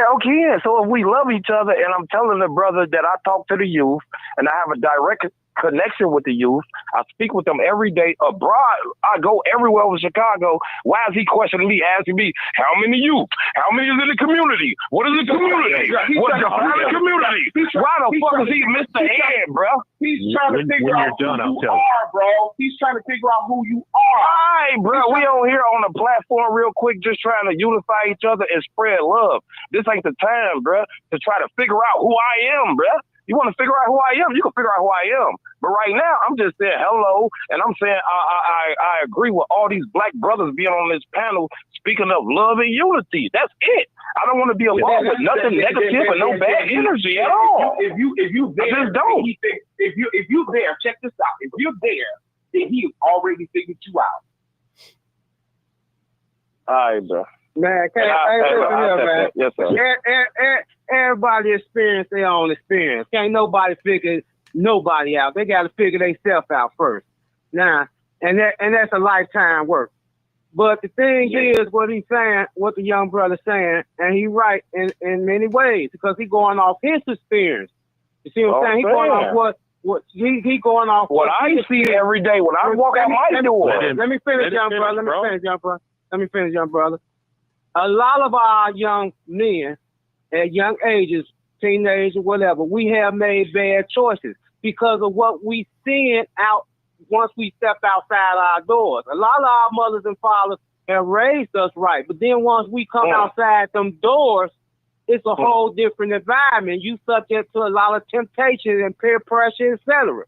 You know what I'm saying? And it don't help that when we're young, that older teenagers or men, young men, is misleading by the examples they give. They ain't told us nothing good, bro. A lot of us has experienced drug selling because we think other older people drug selling. Now watch this. I'm gonna shut up, big bro. I'm gonna let you keep going. In my hood, if you ain't go to jail, they wore that as a badge of honor. They didn't tell us. They didn't tell us like don't go there. They didn't write on the phone that nigga. They was like, nigga, you ain't go to the jail. You ain't been in jail. They use that shit as a badge of honor, bro. You supposed to be bigger than that though. No, it ain't about. I'm a youth. I don't know no better. Hey, Mark, can you get a hold of the show, man? Okay. All right, y'all. I'm trying to let y'all freestyle, but y'all, we got one voice at a time. We do got another caller. They haven't came in yet. But okay, who's talking right now? You talking more real news? Go ahead. Real news. Yeah, go ahead. Let me say this here. So a lot of us experience things we comprehend in the life about what we see and do. The image that's put out there for our people. And you saying that's what he went through, and back then, that's happening right now today. A lot of these people is not just young teenagers that's out here doing violent crimes, etc. I agree. Some of these people is in their 30s, their 40s, etc. That's right. Still trying to... A bunch of old-ass fools. A bunch of old fools. Right. And you saying, excuse me, sir. See what I'm saying? You get some decorum about yourself because you're trying to speak on the young brother speaking out of turn, and you keep speaking out of turn. Hold fast, brother, because we might all be saying the same thing. Thank you. No, we're not. It don't matter. You don't know that until you close your mouth. I don't give a damn about the BDs, the GDs, the Vice Lords. It ain't what you give a gang banger. Sarge, let him finish, bro. Let him finish. Man, I'm from Inglewood. I grew up right down the street from Larry. Right, but you ain't in Inglewood. You ain't in Inglewood now saying that. You ain't in Inglewood now. There you go. Right now. And you not around the youth right now in Inglewood saying that. You not. Oh, my mama, you ain't. A lot of people try to get. Hold on. People try. Ain't no hold on. You hold on. I thought you went to the military. Where your discipline at? I thought you went to the military. Where your discipline at? I thought you went to the military. Where your discipline at? I get my hair cut on 67 Ashland. Where your discipline at? I'm Inglewood. Where your discipline at? I thought you went to the military. I'm Inglewood. Okay. I fucking cast on a motherfucker 10 years ago. Can I just jump? Okay, hold. Listen. You ain't busting no y'all game nowhere, banging. man. Y'all game banging. You want my barber number? You want my barber number? He right on 67 Ashland, so you go get a haircut right in Inglewood. Okay, guys. Okay. Hold it, y'all. Yes, sir, hold it. Everybody hold it. I'm on mute. Y'all hold it now. Y'all getting out of hand with each other and all that. We sound like we game bangers. We trying to be peacekeepers and all that. We game banging and all that. That's your guy Sarge, but he went to the military. Where his discipline at? I will bend you over something and fuck you up your ass. Just to see the look on your face. We telling people where they gonna go get a haircut. We doing promotion. That's how much I like game bangers. I'll bend you over a mattress and fuck you up your ass. Sorry, stop it, man. We got people listening to that. Okay, come on, Be Red. Be Red, come on. Be Red, come on. Come on, Be Red, 214. I don't even know if I love you, good brother. Hey, I appreciate you, good brother. I love you, good brother. I love the camaraderie. Okay. I love the battleship of minds, good brother. I love y'all. Go ahead, go ahead, brother. New caller. Y'all, go ahead, new y'all caller. get the caller away. Well, he said, I don't even know where to get in it. This is crazy. All gone, man. Okay, man. You still left, I'm still here. July 4th. Hold it, you guys. Hold it. He's still here. Got gunned down. New caller. New caller. More real news. Y'all, I'm about to put y'all on mute. Okay, I'll put y'all on mute. Everybody's still here. Come on, Be Red. 219 ain't saying nothing. 219 ain't saying nothing. I'm quiet, Marvin. Okay, 214. Okay, come on. 214. Come on, Be Red. I'm gonna put everybody on mute, man. Y'all getting ridiculous, man. I gotta get up early in the morning. I gotta listen to this. Come on. I'm sacrificing, Man. people. Go ahead. Go ahead, brother. Man, I don't even know where to get in. I don't know where to get in on this.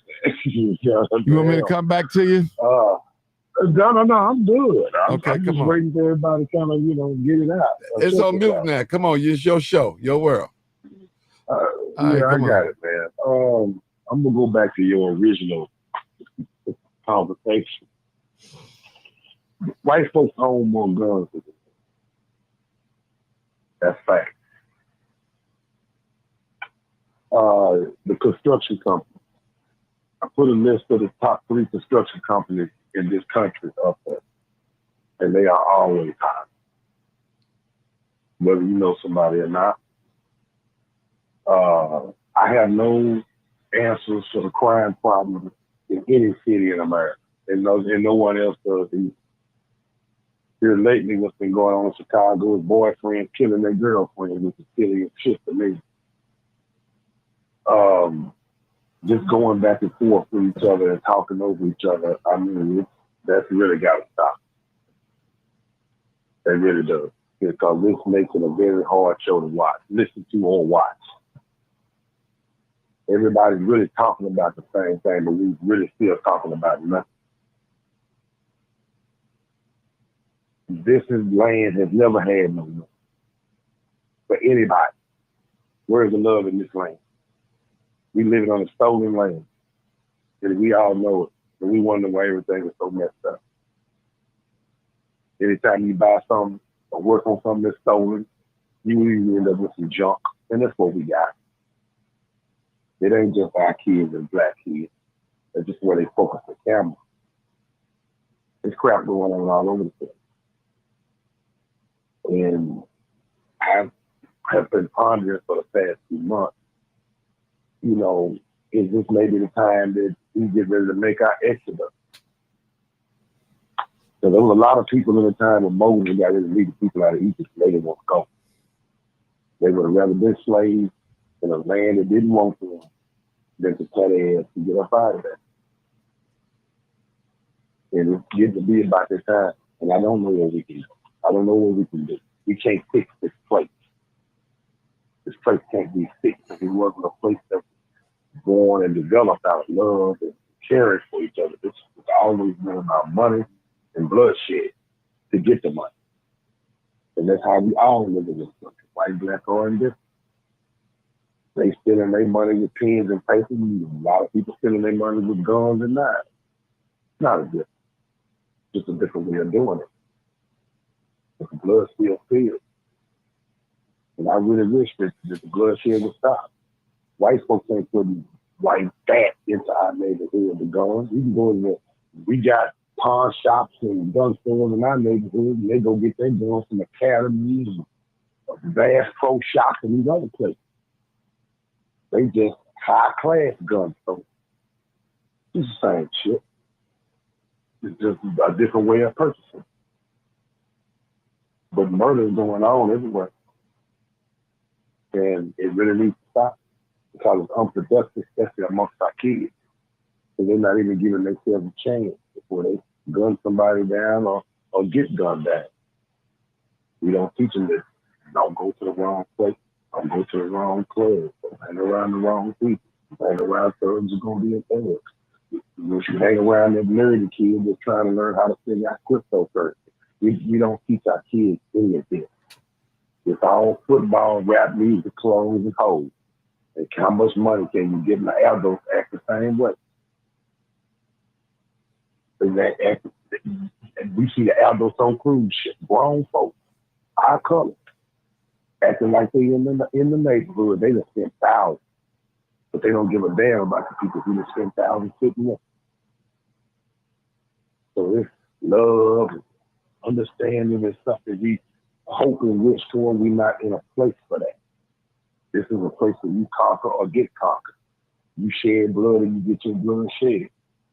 This is a dog-eat-dog place, and it always has been from the day one. We may need to change our atmosphere. Now, my plane is landed. I'm going to cut each other out. Okay. All right. Okay, Sarge, go ahead real quick. Keep your penis in your pants, Sarge. I don't want you putting it in nobody's back door now. Keep it in your pants. Okay. All right, go ahead. Hey, check it out. All right. I just text you a picture that I'm about to. I was taking a picture of the certified statement of conviction indictment on me from 10 years ago. So I'm gonna send you that too. You know what I'm saying?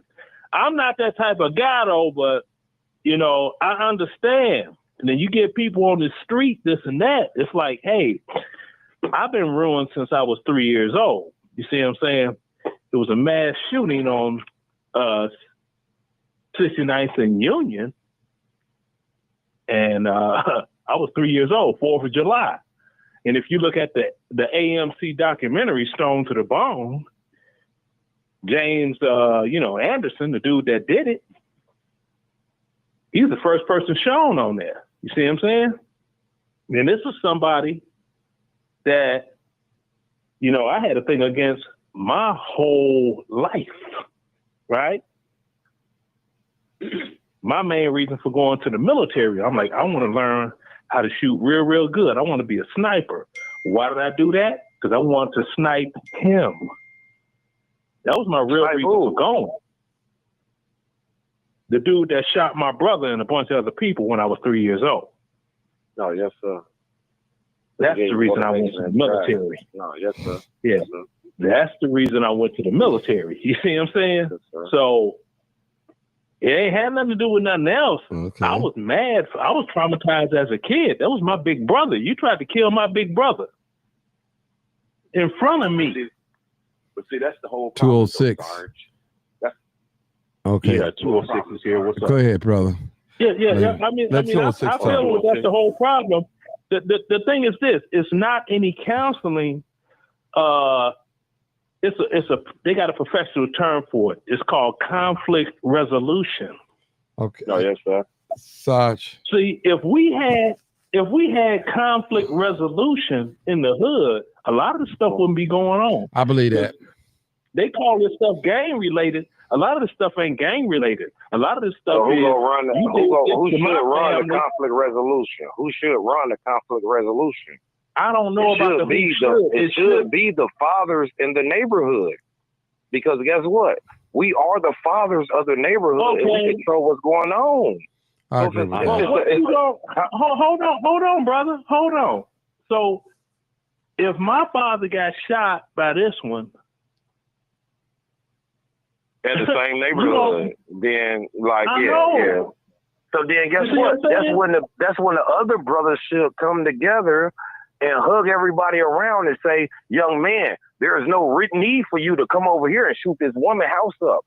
No, this was a single situation, and we apologize this happened to you and your family, but there's no need for you to try to, young man, take out more inflicting and pain on that family that's in your neighborhood and your community. That's what conflict resolution can step in, bro. Like that's what he's saying. Exactly.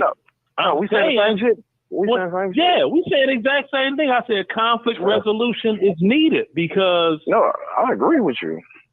Yeah, it's needed. Because, dude, after we got into the doggone world of the internet, I had a whole dossier on him. I knew everything he did. I stalked the hell out of him. Okay, Sarge. I'm not gonna go no further with that thing, Martin. But what I'm saying is this. Sarge. Hold on. Sarge, you already threatened to put your penis in somebody behind. Come on, 206. We know what's going on with Sarge, folks. Sarge, hold it. Sarge, hold it, please. Submit. Yo, let brother's on the line with you, brother. We don't want to let you fuck up, bro. Sarge, we know who you are, sir. What I'm saying is conflict resolution is needed. Yes, and it is. It would be nice if the city had some type of program instead of going straight with the CPD. And this is for any Sarge, they do. Sarge. I work with a virus prevention. We conflict resolution. So they do. They have many programs out here. That's good stuff. Okay, but let's get back to 206. You all need more funding, though. I know. Come on, 206. They do have 206. They do have groups that go out. 206. 206. I said, but it's grassroots. They need This is Sarge. government funding. Brother. Sarge. 206. Jesus. Because I got two things I want to say, and that's it. Don't ask no question, man. Just make a statement, because when you ask the question. No. Okay, go ahead. Yeah, go ahead. No, it's good. Okay, go ahead. I just wanted to say that a lot of the two things. Number one, the youngsters, it's over 200,000 young people under 18 in Chicago, almost 250,000. And I'm talking about Black youth. And they're not all sorry. Yes, sir. They're not. Okay. Background noise. Can we hold on? Yeah, I'm here. Stop it. They're not all the same. Who moved the furniture? And some of them got issues, and some of them are struggling. But the blanket statements that they use this and they use that, they're not all the same. A lot of them are different. And the second thing I wanted to say was, I think Sarge mentioned that he wanted to bend someone over and do something. Sarge, you are you admitting to be a hot pocket now, brother? Are you the hot pocket? No. Podcast. It ain't got nothing to do with that. You know what? That is the worst disrespect. That's the worst disrespect you could do to a grown ass man. Because I'm sick. I'm sick. So with your kids, I'm a serious individual.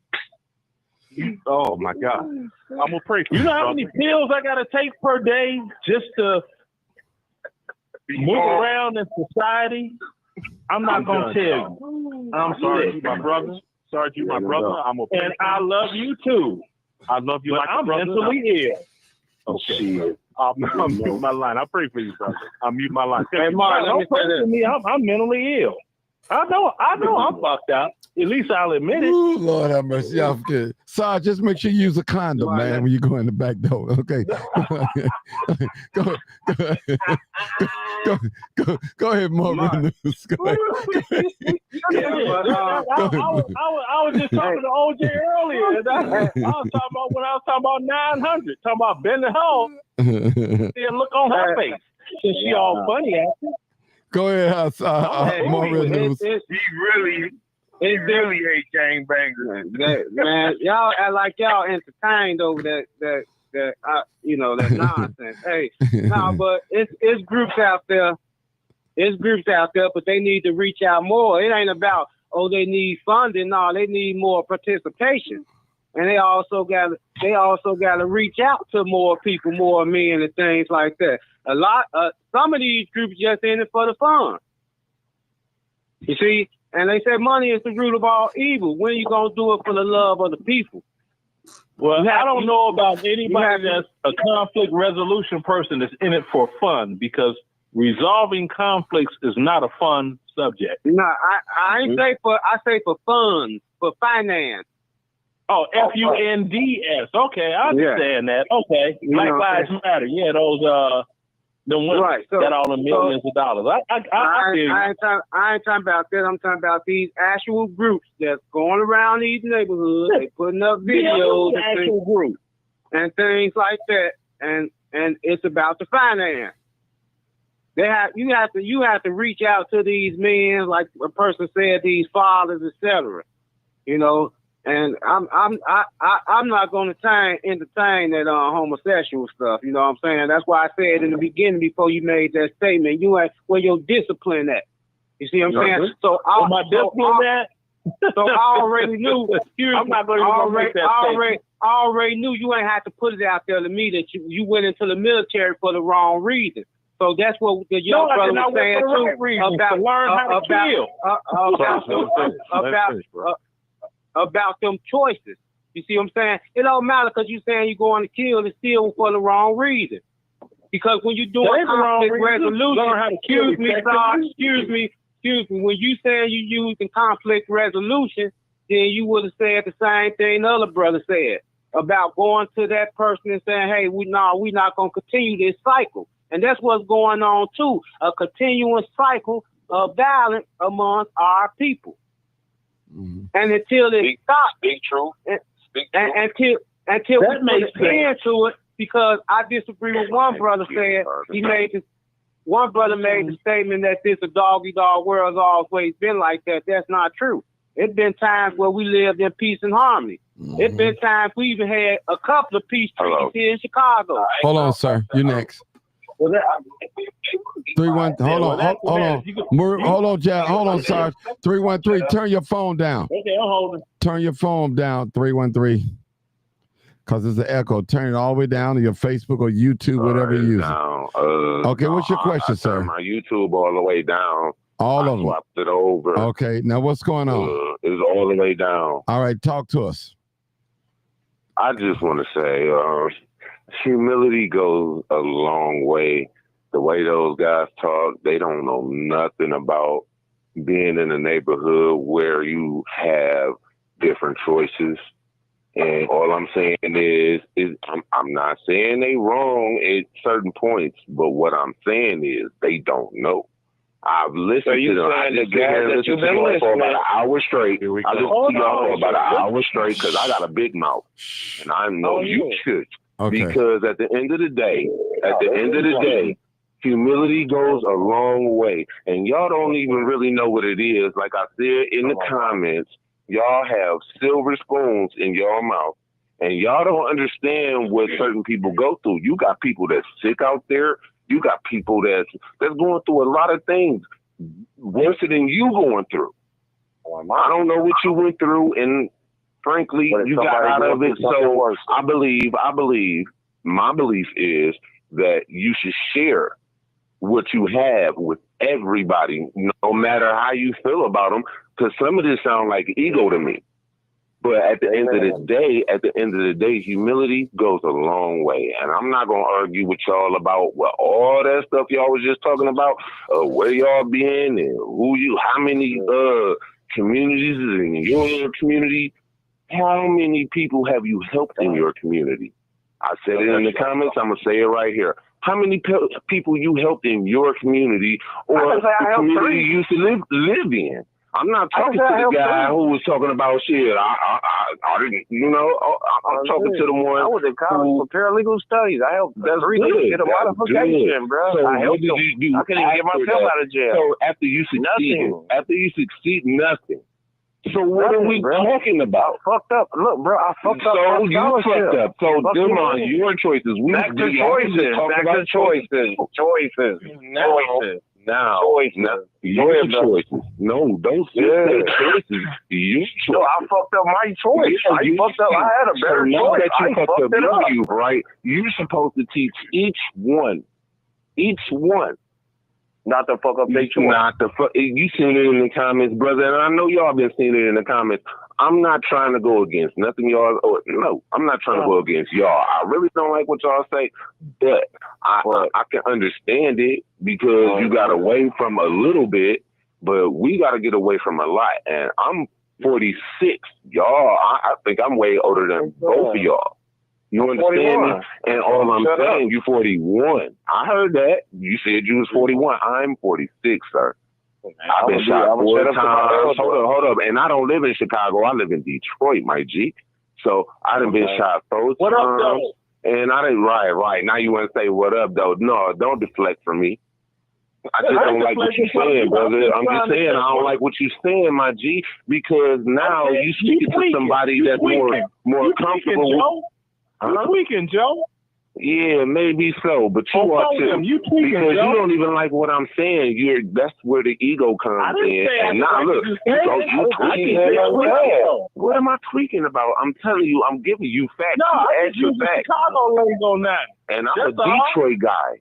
And I'm telling you, it's just as much here as it is there. What you mean? And then the little YNs, yeah, them boys nuts. And you better watch out for them because you say something wrong to them like you over here talking on this motherfucking. What are you talking about, bro? Don't do that. Don't do that. And I'm trying to tell you real talk. We love our music. I don't mean no disrespect. I've been watching you. You went to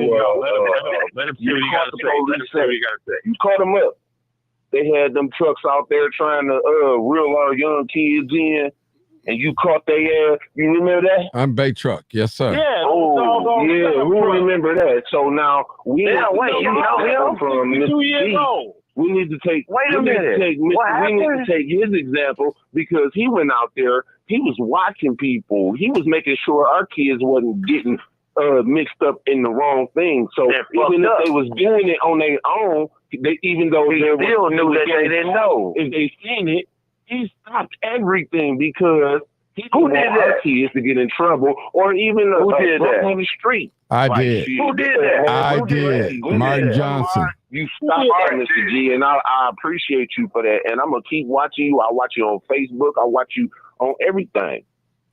But who did and that? I'm subscribed to you. I did. Who did Thank that? you. Who did that? Who did that? Because I said that's your work. I don't want to monetize none of my favorites. Mark, you talking about your work? Yes, Who sir. are you talking about? So at Talk the about end of me. the day, We gotta praise our brother. They don't know. They know. They silver spoon boys.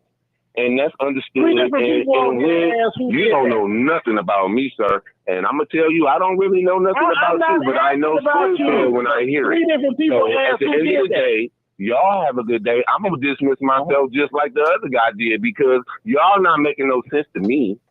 Because y'all don't, I believe in my soul and my heart that they don't know nothing about. Man, you ever had a gun stuck in your face by the police or by somebody out on the street? You was just getting robbed. Had to shoot at the police. Had to shoot at them bitches to free your man real quick. You that one. Just because to free your man real quick. And all of Fuck that, out of here. man. And you finally got out of all that situation, but I'm you're not helping your youth. Just because they're not your kids don't mean you're not supposed to help them, bro. You ever been in a firefight? You see that going on in Chicago. Bro, what you just say? No, what the young brother just said? You got a platform where you can help people. They know how to shoot. That make me so disgusted at you because you've been through it and you're not helping nobody else to get out of it. Well, you see what I'm saying? Don't that make sense? I'm gonna stay out the way.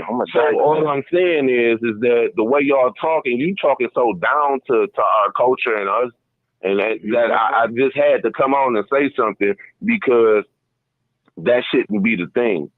I love everybody. That's why we don't. I done been through just as much. That's why young niggas don't. That's why young niggas don't respect old niggas. That's why young niggas don't respect old niggas, bro. First of all, y'all not active no more. Y'all not in the streets. Y'all not in the field. And you got everything to say about what the fuck going on. Period. They don't respect you. Yeah, nigga, you ain't doing shit, nigga. You ain't doing shit. Okay. Hold it, brother. Hey, listen, brother.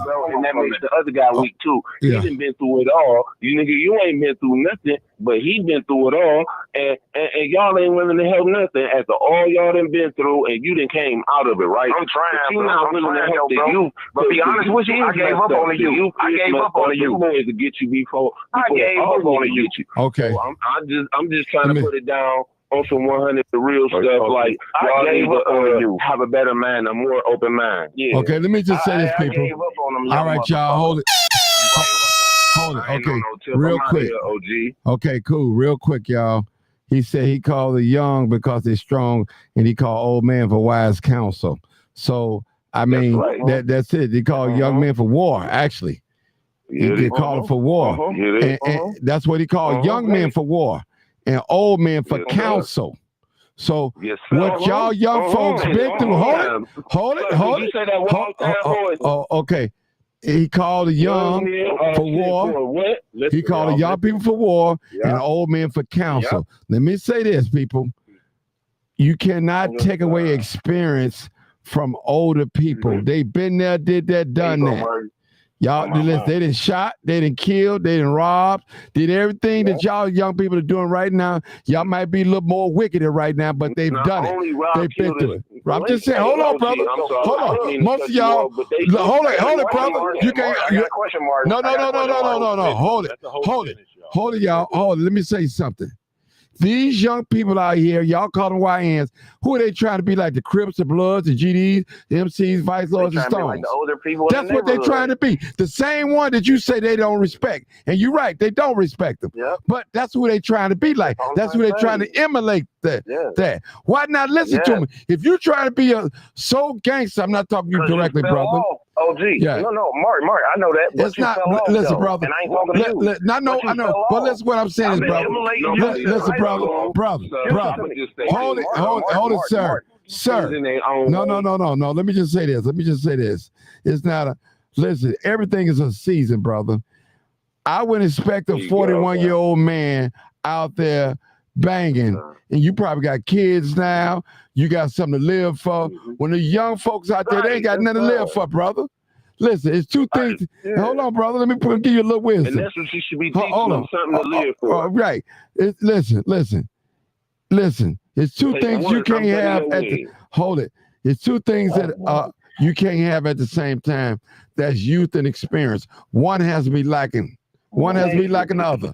So listen. All my young brothers. Wait a minute. Now hold it, brother. Just quiet. Can you listen? Can you listen, brother? You might learn something tonight. This an older person trying to get wisdom. I'm trying to drop some jewels on you. And the whole night. I don't want you to miss it. I haven't been talking all night. I've been listening. I've been listening. I'm the host. Take my big brother and let him talk. Right. I've been listening. I let you guys rally it out. Work it out as men. I want to hear my big brother. Okay. All I'm saying is, people, we have to reach each other. If I could talk to a brother, which I do every day, I talk to a young man who's been in prison about 4 or 5 times. He runs 79th Street in Ashland over there. I talk with that brother. Yeah. And he was trying to figure out what I used to be. And he made a comment of what I used to be. I never responded to it because I'm not out there what I used to be. I'm there to respond to stop this violence. That's what I'm here for. That's my job. I'm not not out here to represent what I used to be, what I should have did. I did. That doesn't matter. What matter right now to me is I want to stop you guys from killing each other over a stare, over a social media beef that can be talked out. Now, can you say let me say this to you. Amen. Every hold it, y'all. Hold it. Please, y'all listen. Every old timer that I spoke to that was a gangster was about that life. And if you know somebody, pull them to the side, not in front of nobody, and ask them, was it worth it? And most of them going to tell you, no, it wasn't worth it. If they had to do it again, they'll take another route. And guess what? Some ain't even here to tell his story because they're gone. I'm telling you, brother. Hey, Mark, let me say something real quick. Nobody tell my story when I'm gone. I'm gonna tell you right now. Mark, don't you think we need the conflict resolution? Yes, sir. School, etc. Yes, yeah, we need it. We need it. Hey, I got one more thing to say. 46, no kids. Who you think I'm gonna take care of? Your community. Yourself first. Everybody around you, because much is given as much is required. Same thing. I think because much is given as much is required. All I'm saying is I don't think the only reason I can answer is because I know the answer. Let him talk. Man. That was my whole discussion. You hear me? The only reason I can answer is because I know the answer, bro. You know what? I ain't got brother, nothing but love for my community. Man, and I done been in about 5, 6, 7 communities. I done lived over in one part of the precinct, went over to the other part of the precinct, and I'm gonna tell you, 46 years, and I'm talking about living in bandos, all that stuff. So we gonna talk about some hardships, you know, life. Yes, sir. And I'm still no. All through all of that time, I kept a little bit of faith. It wasn't even a lot. You hear me? Mm-hmm. I done been to jail. You said it wasn't even a lot. You said a little bit. I done did so much shit, but I can't even, we ain't even gonna talk. You have a little bit of faith in what? I had a little bit of faith in him. Oh, my and mama. He told me the right way. Oh. So can I say one thing and I'll be quiet and digress?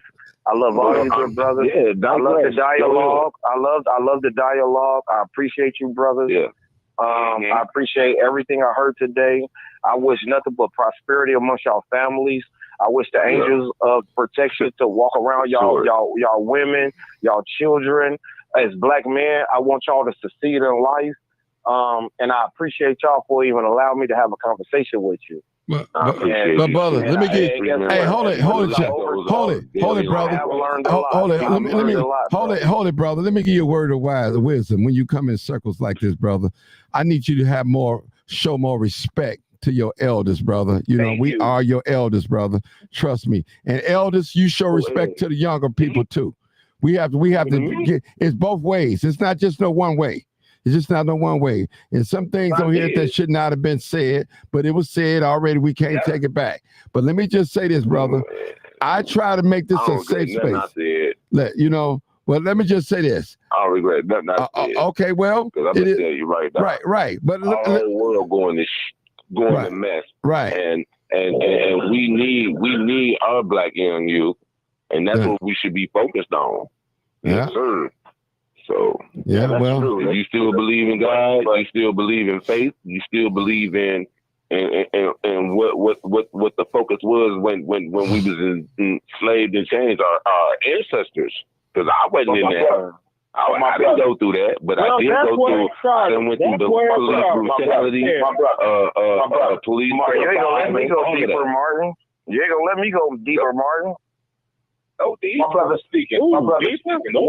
speaking. Yeah, I want to go deeper. I want to go deeper real quick. Like what's this? Look, Martin, and I appreciate you, Martin, for telling me as a youth. No, I appreciate Martin telling me like the elders talking. So always remember to be respectful. So I do understand that. I told them to respect you too. I told them to respect you too. You got every right to correct. You don't even want to come off the wrong way. You don't want to come off the wrong way, bro. I'm a businessman, folks. You hear me? So I ain't trying to come off the wrong way when I'm trying to make a $10,000, $20,000, $30,000 deal, $50,000 deal. I'm talking legitimate shit. So, bro, do tell me like tighten up, bro, and don't allow that liquor that you drinking right now to be a representative of you, who you are, and what you're doing, motherfucker. So I hear him. I hear my big bro. So as I say that, though, makes sense. No, but as I say that, bro, man, I forgot my goddamn thought. I forgot my thought. What did you say, bro? The shit you drinking. Dang.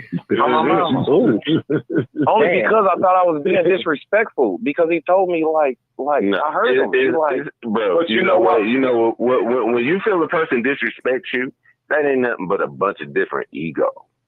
Because thank you. Yeah. You get mad when somebody say something smart to you. I don't know, line. They could even call you out your name, and you might get mad. You might want to punch them. Yes, I mean, I don't think ego is when somebody threaten you. They say they gonna whoop you. I just felt like he was saying like, make sure you respect the elders. Like personally, I came off the wrong way, and that is not me. So I don't want to represent that. Boy, personal conviction. Personal conviction. That's right. Okay. Because you been through something and you're not trusted in no more, right? So, my mama tell me. Okay. All right, hold it, y'all. We got another call. Everything up. Hold it. We got another call. We got another call. 5011. 5011. 5011. Okay, brother. No, good brother. I want to hear that. I want to hear that. 5011. Just stay around. 5011. Come on. Damn, I thought woman cackling. Everybody get their 5011. Come on, caller. What you say? I'm here. So I've been listening to this for a minute, Martin. You got a younger gentleman on here, and he's like, "Oh, older people ain't been in the streets and put in no work," and they're kind of like arguing back and forth. And I see a difference in the community. Like you don't see. Is it Trina? Yeah. Trina, you've been going crazy, girl, on the internet. Go ahead. All right, go ahead. I didn't want to say nothing. Go ahead, Trina. Go ahead, Trina. I've been going crazy with it on my own live. I ain't doing nothing. No, not me. I'm just saying. I've been, you've been resonating doing YouTube stuff. Go ahead. Yeah, I know. Shout out to Trina. What she got going on? Tap in. Come on, Trina. Go ahead. Yeah. So I just want the younger generation and the older generation. You guys need to get along. Like you always got. Like we need y'all. You know what I'm saying? We need reparations. We need all of that shit. Can we come together on reparations, young and old? We definitely need YNs for that. No, right? we don't. Yes, we You do. said no, we don't. But I believe what Martin said. Martin said when the revolution start, we need the young and we need the strength. That's what he said. That's right. No, he said There we cannot need the be- young there and cannot we be need a the council. disconnect. The council and the young. And there cannot be a disconnect in between the two. Oh, that Trina Because talk, the y'all. young is gonna go Trina in got the there floor. and the older Y'all is don't gonna want to start counsel. Trina because Trina cuss y'all out now. Can the Let lady Trina, speak? come on, Trina. She ain't no punk now, y'all. Come on. Yeah, so what Martin was speaking is biblical. That we need the young for their strength, well, for war, Right. and the old for their wisdom. You know what I mean? But if you're not willing to listen to the older gentleman's wisdom, then your war isn't going to be triggered the right way.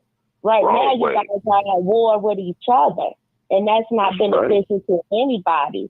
You're not coming back from the grave. We're not doing this life again, reincarnated. Any of this. This is when you gone, you out It's of over. here until It's over. what God wants you to do next. You're not stepping in this life again. But it seems suicidal to me to see all of these funerals go on, and everybody wants respect, and no one wants to give that respect. Right. So who respect supersedes the other person? Right. Everybody's, That's right. privy to respect. I feel like they broke down the black community. Ain't no more reunions where there's multiple families on the yard. They gave us listen what they to me, gave though. us. There's no more history. That's just what it was. No. Even in my time, bro. My time, it wasn't still lost. Is true. But it wasn't lost yet. Y'all let Trina talk. Come on, Trina. Y'all please let her talk. What are we doing for the youth in our community? We get budget money. What are we doing for the youth in our community? Yes, we failing them. Always sad. No. Let the sister cook. Yep, we failing them. That's what we doing. We failing them. Let the sister cook.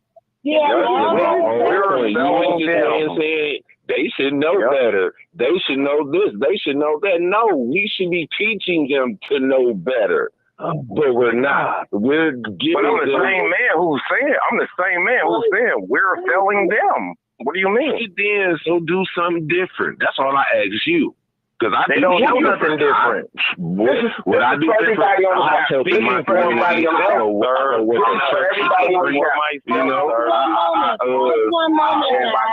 Okay, hold it, guys. Hold it. Can Trina talk? Go ahead, Trina. Go and talk. You ask me what I do, I'm telling you what I do. God. There are people that get millions of dollars and grant money, federal funds, everything for the youth, especially black youth, especially in violent areas. You guys need to be holding them accountable to where your money is. Right. Yes. You need to hold them They're not accountable doing nothing with the money. what you want your money and how you want it spent. But when you give a black person some money like Tiffany Hayner, then the money get misappropriated. I agree with that. I agree with that. Please. You know what? We don't see the money, bro. We don't see it. We don't see it. Even when the government. Hold on. What'd you say, Mama? Let me bring you right to reality. Because you made a statement about misappropriation of funds with Tiffany Hayner when Jason House is mayor right now, and in the May motherfucking packet for the board meeting May 27th on page 56, he's claiming that the village of Dalton needs to pay a $500,000 phone bill for the year 2017 under Riley Rogers. And we have no litigation, no proof of that. You understand? That's theft. And he also, in this past board meeting in July, issued $2 million in bonds. We have a junk bond rating. He claimed it's a 3% interest because I asked that $60,000 every year that bond isn't paid. Typically, bonds are 10 to 20 years. So when you're talking about misappropriation of funds, when we already owe Chicago $12 million in water, owe Homewood Disposal that picks up our trash over $6 million, and our water tower look like it's been riddled with bullets, I need to understand exactly what you're talking about, except some bullshit to deflect in this conversation. What I stated was, you guys are being killed in rapid numbers, and not by the Klan, but by each other, because you want respect. And obviously, one's respect is not rendered to the other by you white ends. Do you understand that part? And you have no respect for your elders because you feel like the people haven't done anything for you. And common sense, while you're in the chat, bitch, you've been right here for my rage and my rant every step of the way. You a stalker. And if you motherfuckers send me the right super chat, I might send you some dookie panties, bitch, because I don't like you. And moving forward, do you understand that reparations are needed? That while you guys are fighting in the street, you're fighting for resources for basic living? I need you to take a ride to Winnetka. Take a ride to Kenilworth. Take a ride to Glencoe. Go to Glencoe Beach. Pay that $25 to go on that beach. See how people are living way, way, way, way better right here in Illinois. You're not getting shit.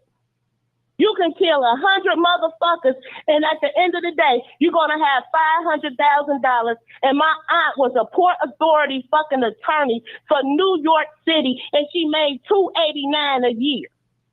So you ain't even gonna clear what she done made in 2 years, but you robbing, stealing, killing, and grilling. And you can't tell y'all shit. But I'ma tell you this: respect is earned and not given. And I'm sorry if no one poured into you, but at this age, you need to pour in yourself. Because don't nobody give a fuck once you're 25 of who poured into you and who didn't pour into you. Okay? Okay, Trina. And that's just what it is. So once you guys realize, and you can tell me who respect supersedes the other person's respect, and how you're going to go about getting respect without rendering it and living this motherfucking world without being on these t-shirts, then I'm willing to listen and help. Okay. Are y'all white ends willing to help me on the reparations movement? For 400 years of slavery and Jim Crow, genocide and homicide in our communities, and they have money for Russia, Ukraine, for wars, and every fucking thing else, but they don't have reparations for us? We're an endangered species. So quit fighting every fucking body and learn to listen. Everybody, old listen to young, young listen to old, because we need to know what these young people going through. But y'all ain't going through shit we ain't go through. Ain't nothing changed. It's just different faces, and it's the same. We sold drugs. We gang bang. We shot motherfuckers up. Look at the 1990s. What y'all doing right now ain't shit. What y'all doing is stupid, because y'all ass on camera. Y'all goofy ass on camera selling drugs. Y'all on camera shooting motherfuckers. Y'all on camera doing all this shit. Y'all carjacking cars with navigation systems, motherfucker, with tracking devices built into them. What the fuck? Do you know Chicago has the largest camera system in the world next to China? Do you know when you dial 911 that people ring doorbell footage in that local area goes to the police station? I can give you all the information because that's what the fuck they had me working on in Chicago State my senior year of motherfucking 2021. And I didn't know that. They get all this information. They see every fucking thing. And you know what their excuse is? That they cannot stop crime in real time, which is basically the truth. Well, but you got the information. Trina, let me just say something. I gotta go. Trina, let me say something Go real ahead. quick. Those cameras are not to stop crime. Those cameras are there to monitor crime. They monitor crime. That's what I'm letting you guys know. Now, it's just like the red light cameras. Now, they get you. But they don't get the criminals though with the camera. Most of the time the criminals get away. So hey, I want to thank you, Trina. I'm gonna make you my last person. I put everybody on mute because it's time for me to get to bed. But I appreciate you for giving us that information and stuff like that. So you did drop us some jewels though. Thank you, Mark. And keep in touch with me. I'm gonna call you tomorrow because there's some shit going on. You got my number? You got it. It's still the same. Okay, y'all. I'm out of here, people. Thank y'all for tuning in. You already know what it is. I'm live, uncut, unedited. I was on here 2.5 hours. And shame the devil. I love being black. Fall in love with yourself, black man and black woman. Appreciate you guys. Appreciate you. I'm hopefully if I get enough strength, I'll be on tomorrow. Thank you guys for tuning in. Thank you so much.